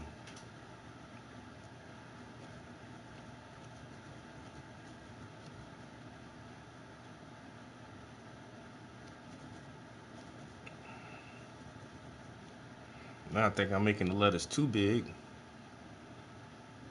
Man, if they just look like they the same. I mean, you know, it's the whole concept of the piece. It's not if every letter is exactly proportionate to the preceding letter. You know what I'm saying? It's all about the message.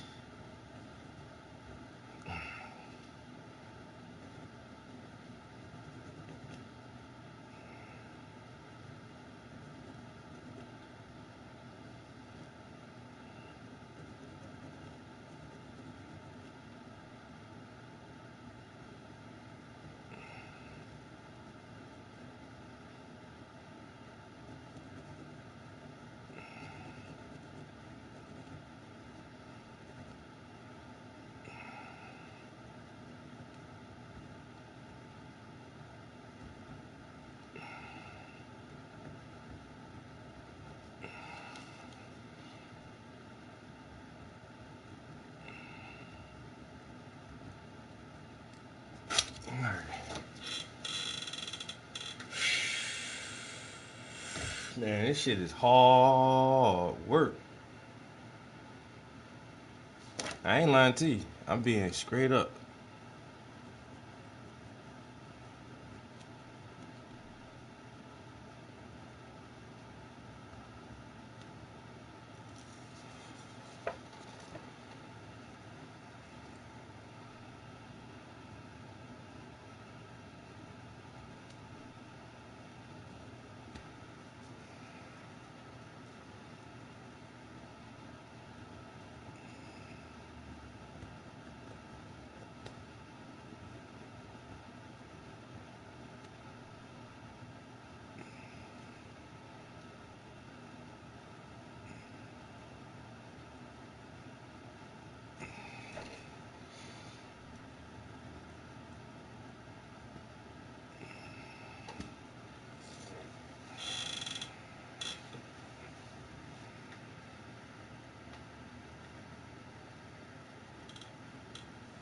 Yeah, I think that's going up too much.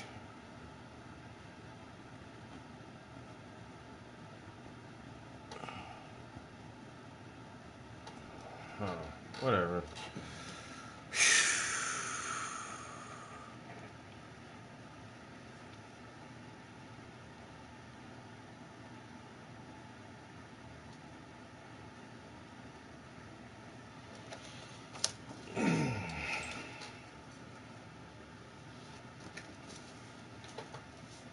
Still no volunteers, huh?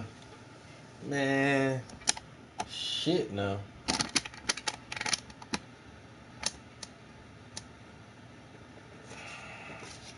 You know what? This painting right here, I swear, yo, this painting right here gonna change somebody's life. I don't know how I feel that shit, but somehow I do. I do feel like someone will see this painting when it's done, and it's gonna spark something in them, and they're gonna have the courage to read this book, and the shit is gonna change them fundamentally as a person. They will cease to be the person they were and literally become a new person after reading this material that was sparked by seeing my artwork. See, that's the kind of shit I live for. You know what I'm saying? I live for shit like that. And direct impact.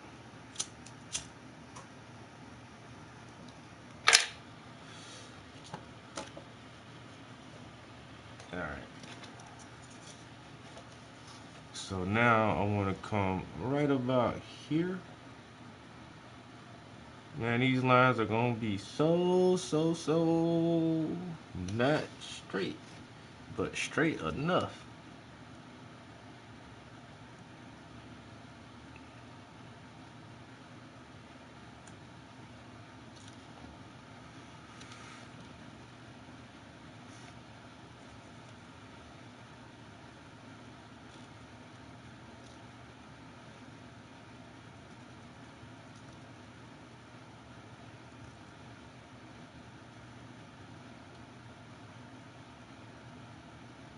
Hmm?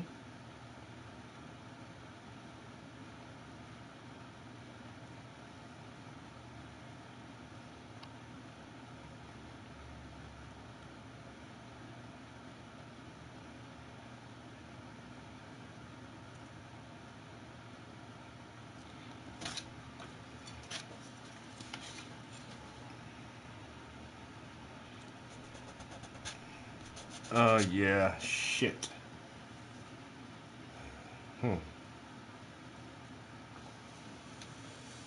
Alright. A minor little fuck up.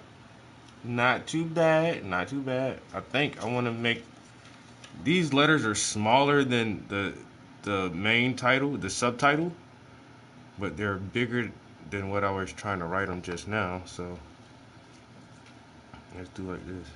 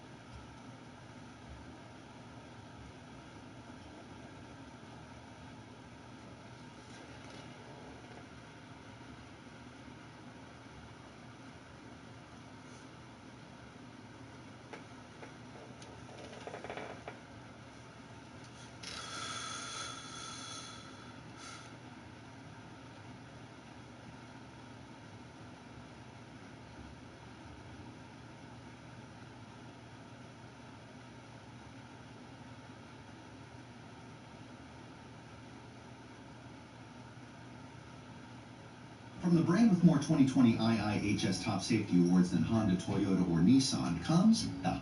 Don't you worry, the clip's about to begin, but don't forget to subscribe. Or else. Don't make me turn this website around. We have a caller here that I've been saving. This will be the last caller for today. His name's Josh, and Utah jumped into my Twitch channel and, wow, without saying hello or asking what my, hey, can I ask a question and what kind of question or anything else, just jumped in and asked if I had a defeater for the Christian God. And I had to explain that a defeater only applies to arguments, not entities. But Josh, welcome to the Hang Up. What have you got for us tonight? Hey, how's it going, fellas? Yeah. Fair. First off, I just want, hey, good to talk to you. I just want to say first and foremost that the format here is a little bit absurd when you're debating a Christian, and the reason that I say that Wow, is because that's a great way to start. I'm impressed already. You control, when I call in, you control the volume, you control if you're going to hang up on me or not, you could probably mute me. I can't control any of that. So we're kind of starting this conversation off. If it were an arm wrestle, my arm is halfway down already. You would acknowledge that. Hey, Josh. Yeah. Your arm was halfway down before you started and has nothing to do. Yes, I can hang up on you, but if you're just going to call in to come and whine about how this isn't going to be fair, I'm just going to hang up now. So would you like to make your point and have an actual discussion? You already demonstrated earlier today in Twitch. Shut up a minute. You already demonstrated earlier today in Twitch that you don't know how to have a conversation. You don't know how to introduce yourself. You don't understand boundaries. You don't know when we should be having a discussion or debate and when maybe you should stay silent or not talk. You don't know any of those. And so now, after telling you in my Twitch feed that you could call in to make your point, you've decided to start off by whining like a little bitch about how this isn't fair. Are you going to have a discussion or are you going to whine? Well, Matt, I wouldn't use the word bitch. That's a very derogatory word for women. But anyway, I'm not using it, Josh. I'm not using it in a gendered way. But I'll tell you this: I completely agree with you, and I've been trying to minimize the amount that I use bitch, just because people view it as a gendered slur. I don't intend it as a gendered slur. So instead, are you going to keep whining like an obnoxious little shit, or are you going to get to a point? No, I'd be happy to get to the point, Matt. I think it's funny that the way that you argue is that if I don't like what you're saying, I hang up and I ban you. That's childish. So I'll go ahead. Josh, do you realize that I debate for a living in public where I don't hang up on people? Well, yeah, and you usually lose those debates like you did with Jordan Peterson, to be fair. But anyway, oh my God. So first of all, here, he's not had I'm going to mute you. I'm going to mute you, and you're going to listen. First of all, the event with Jordan Peterson wasn't a debate. It was a discussion. We just sat down there. And anybody who thinks that I lost that wasn't paying any attention, as the guy didn't know anything about skepticism or secular humanism. But now that we know that you're a Peterson fanboy who's calling in, what have you got for us? Please make your case. I'm happy to have an actual discussion with you. I've given you every opportunity, and yet you just keep shitting all over it by starting off wrong. Can we start all over again, Josh? Can we say, hey, let me try this. Yeah. Hey, everybody, here's Josh. He's calling in because he wants to talk about a defeater for Christianity or the Christian God. Josh, go ahead. Okay, sure. So I want to start off this section by saying atheists typically frame conversations around God in a completely ridiculous way. So they'll usually say, and this, you correct me if this is not your position. They'll usually say, Josh, stop. I want to make my point. I'm making a point. I'm going to stop you for a second because you have the opportunity to actually talk to me and my guest, Phil, about your thing. If you start off by saying, atheists generally do this, you're talking about other people. Your job here is to make the case and see what our response is, not whine about other atheists. You started off whining about this, can you make a case? Yeah, I can make the case, Matt, but then have you do heard so. Poisoning the Well before? Okay. I'll tell Okay, you what. all I was trying to do I'll is tell you what, show that jackass, call back next week. You know, Call back there was next only week. one person poisoning the well during the last 5 or 6 minutes, and it was Josh over and over and over. Everything had a preamble, and everything had to be excused and complained about. We never could get to a point. You know, sometimes people think that you're being mean. I thought you were more fair than I was going to be. I even did a restart. Yeah, First of all, you tried like hell. so here's the thing. The very first thing out of his mouth when he came to Twitch was, or out of his typewriter when he came to Twitch was, do you have a defeater for the Christian God? Well, that shows me what Josh's level of understanding is, which is minimal, because defeaters are for arguments, and the Christian God isn't an argument. And then he comes and says that Thomas Aquinas' 5 ways clearly proves that God exists, except that those aren't proofs that God exists. They're not logical proofs at all. They are assertions and statements, and they were not intended by Aquinas to be proofs either. And so it's just a hot mess for each of them. But Josh, Because he could have started. He could have started try by and call in next week. Yeah, and Josh, when I will give you one more shot. Yeah, Josh, just some advice. You say, here's what I want to talk about. Here's what Aquinas said. Here's what I think it means. And go from there and try to get our response. Well, I'm not going to be here. Try to get Matt's response to it. Don't start off by complaining about all the reasons and causes for why you're going to lose the argument before you even start. Because if you know you're already going to lose, why did you call? Yeah, see, the thing is that he's just doing this. Usually atheists frame this in a ridiculous way. Yep. So, Great. Have you heard of poisoning the well? Yes, Josh, that's exactly what you were trying to do by suggesting that atheists are framing it in a ridiculous way.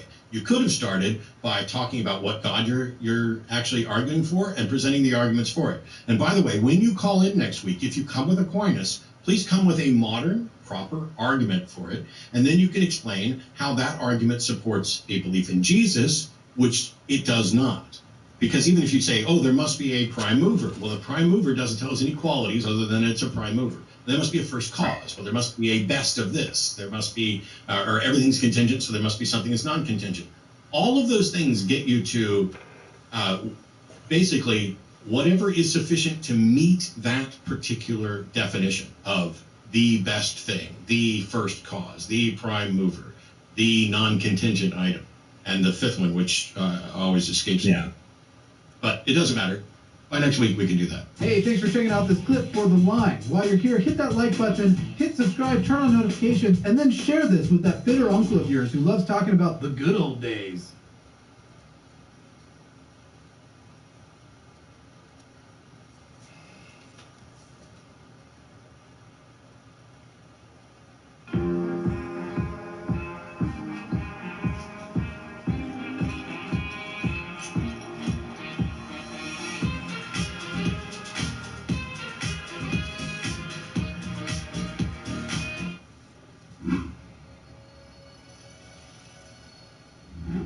This is Star Talk, Sports Edition.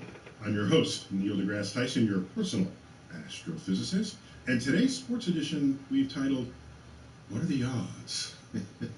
And if you're going to start a program with that question, somewhere in there's going to have to be a mathematician. So we'll get to that in just a moment. But first, let me introduce my co-host, Chuck Nice. Jackie, baby. Hey, Neil. What's happening? All right. Now, you pay your rent telling jokes, but so why do we have you on this?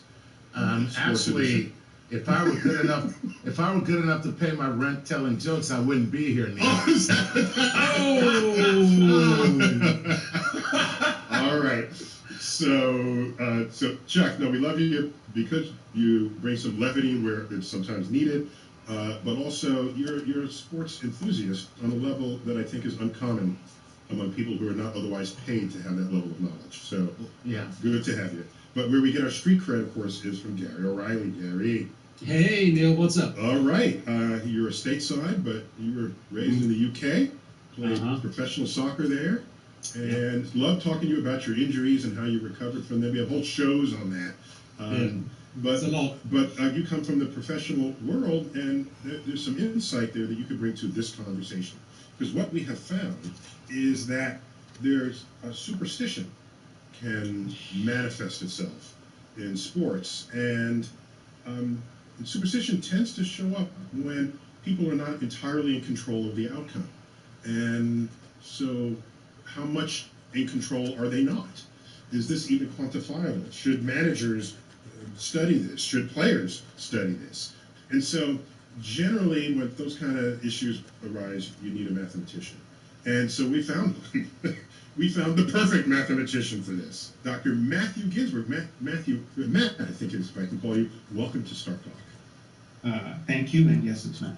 It is Matt. Excellent, excellent. So you have a PhD in mathematics. I do. That's dangerous, you see, because people don't know how important math is to what they do. And then a mathematician starts walking up and comes in the back door, and you say, uh-oh, they're ready to sort of shake this up and to tell us where we're misthinking. They're going to straighten us out.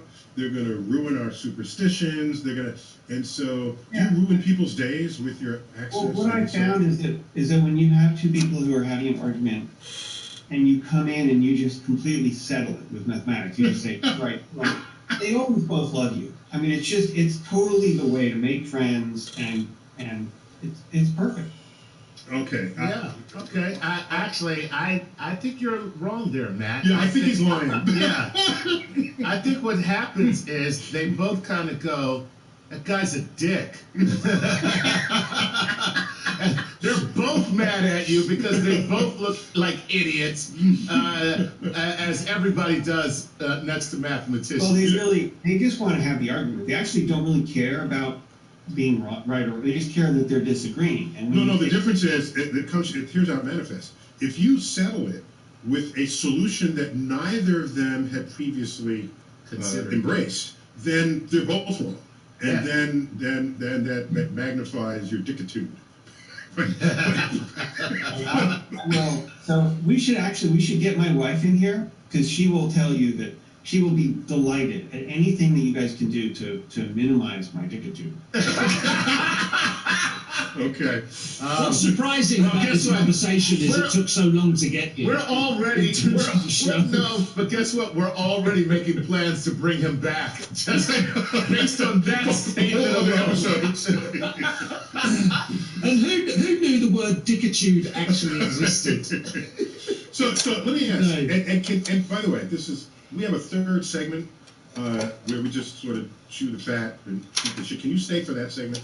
There are places I want to get into your professional profile that would not be part of this, or what we know we must get through, because we want to talk about what kind of statistics do you... Wait, where did you get your PhD? Where?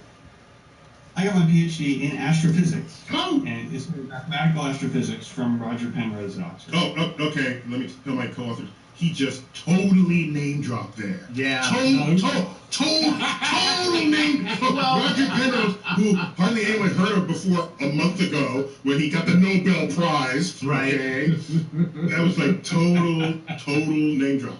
Okay. That's a double name drop, because you got the Oxford on the back of it. You got the Oxford. You got Penrose, who's famous among all astrophysicists, and the throwdown of the Nobel Prize.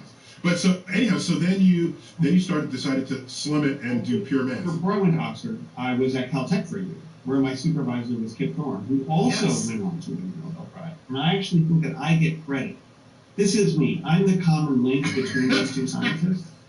So the reason they won the Nobel Prize is because it's interesting because Tom Cruise, who probably will never win an Academy Award for acting, has been in movies where 5 other Academy Awards have been given to the movie, to the other actors, to the thing. So he could say that he enabled the acting of There you go. There it is. Exactly. Yeah. This is probably a dickitude. That's true. Yeah, I was going to say I'm kind of siding with your wife here. So what is the knowledge you bring to assist sports people? What have you studied in your math? So the math really was twistor theory and quantum mechanics and stuff like that. But since then, I spent a lot of time doing AI, and I made, I think, most of my career doing artificial intelligence and statistics and machine learning, and that's what I bring. statistics and what you can predict and what you can't, and how that kind of information can help people make better decisions as they play their games. When we talk about predictive analytics, are we really just talking about different forms of statistics and the use of statistics? We're often talking about machine learning, and machine learning is really just sort of statistics on steroids. Wait, are steroids allowed in computing for sports? For sports computing? I'm sorry, I'm going to have to invalidate this program. It's on steroids. It's a power surge. I participated a long time ago in the World Computer Championship. I rode a computer program and played bridge. And I was at the World Computer Bridge Championship, and they actually drug tested the program. Took a sample of blood. I have no idea what this means as far as steroids and so forth, but there are people worrying about this issue. So let me ask: if you said there's some things that you can't predict, is because there's insufficient data to make a reliable prediction, or did you mean to imply that there's some things that can never be predicted, no matter what? So you can't, at some level, you can't actually predict anything with certainty, right? So we all think the sun's going to come up tomorrow, but there are a variety of things that could cause it not to. No, don't go there. No, there's nothing. You say that like, yeah, there's a 50% chance the sun is not going to rise. If I'm a betting person, we're good. So let's not worry about the philosophical limits of what could or could not happen. Let's just talk about what a certain betting person would bet on. How about that? So what I'm trying to say is all you can ever do about the outside world is quote odds. Right. Now, if you can make that, if somebody's willing to bet me that the sun's not going to come tomorrow, I'm going to take that bet. Willing to give me even odds, I'll make that bet because the sun's coming up tomorrow. Yeah. 99.999 and a lot of nines. Similarly, if I want to predict that, Babe Ruth pointing to a point in the stands, I'm going to hit a home run and it's going to go there. 100%. There's some chance that he gets to honor that prediction. And the question is, how accurately can you gauge the probabilities and how close can you get them to 1 or 0? Correct. And so a 0 is certainty it won't happen, and a 1 is certainty it will happen. Right. Okay, and so, of course, sports, there's a lot of betting in sports. And if you could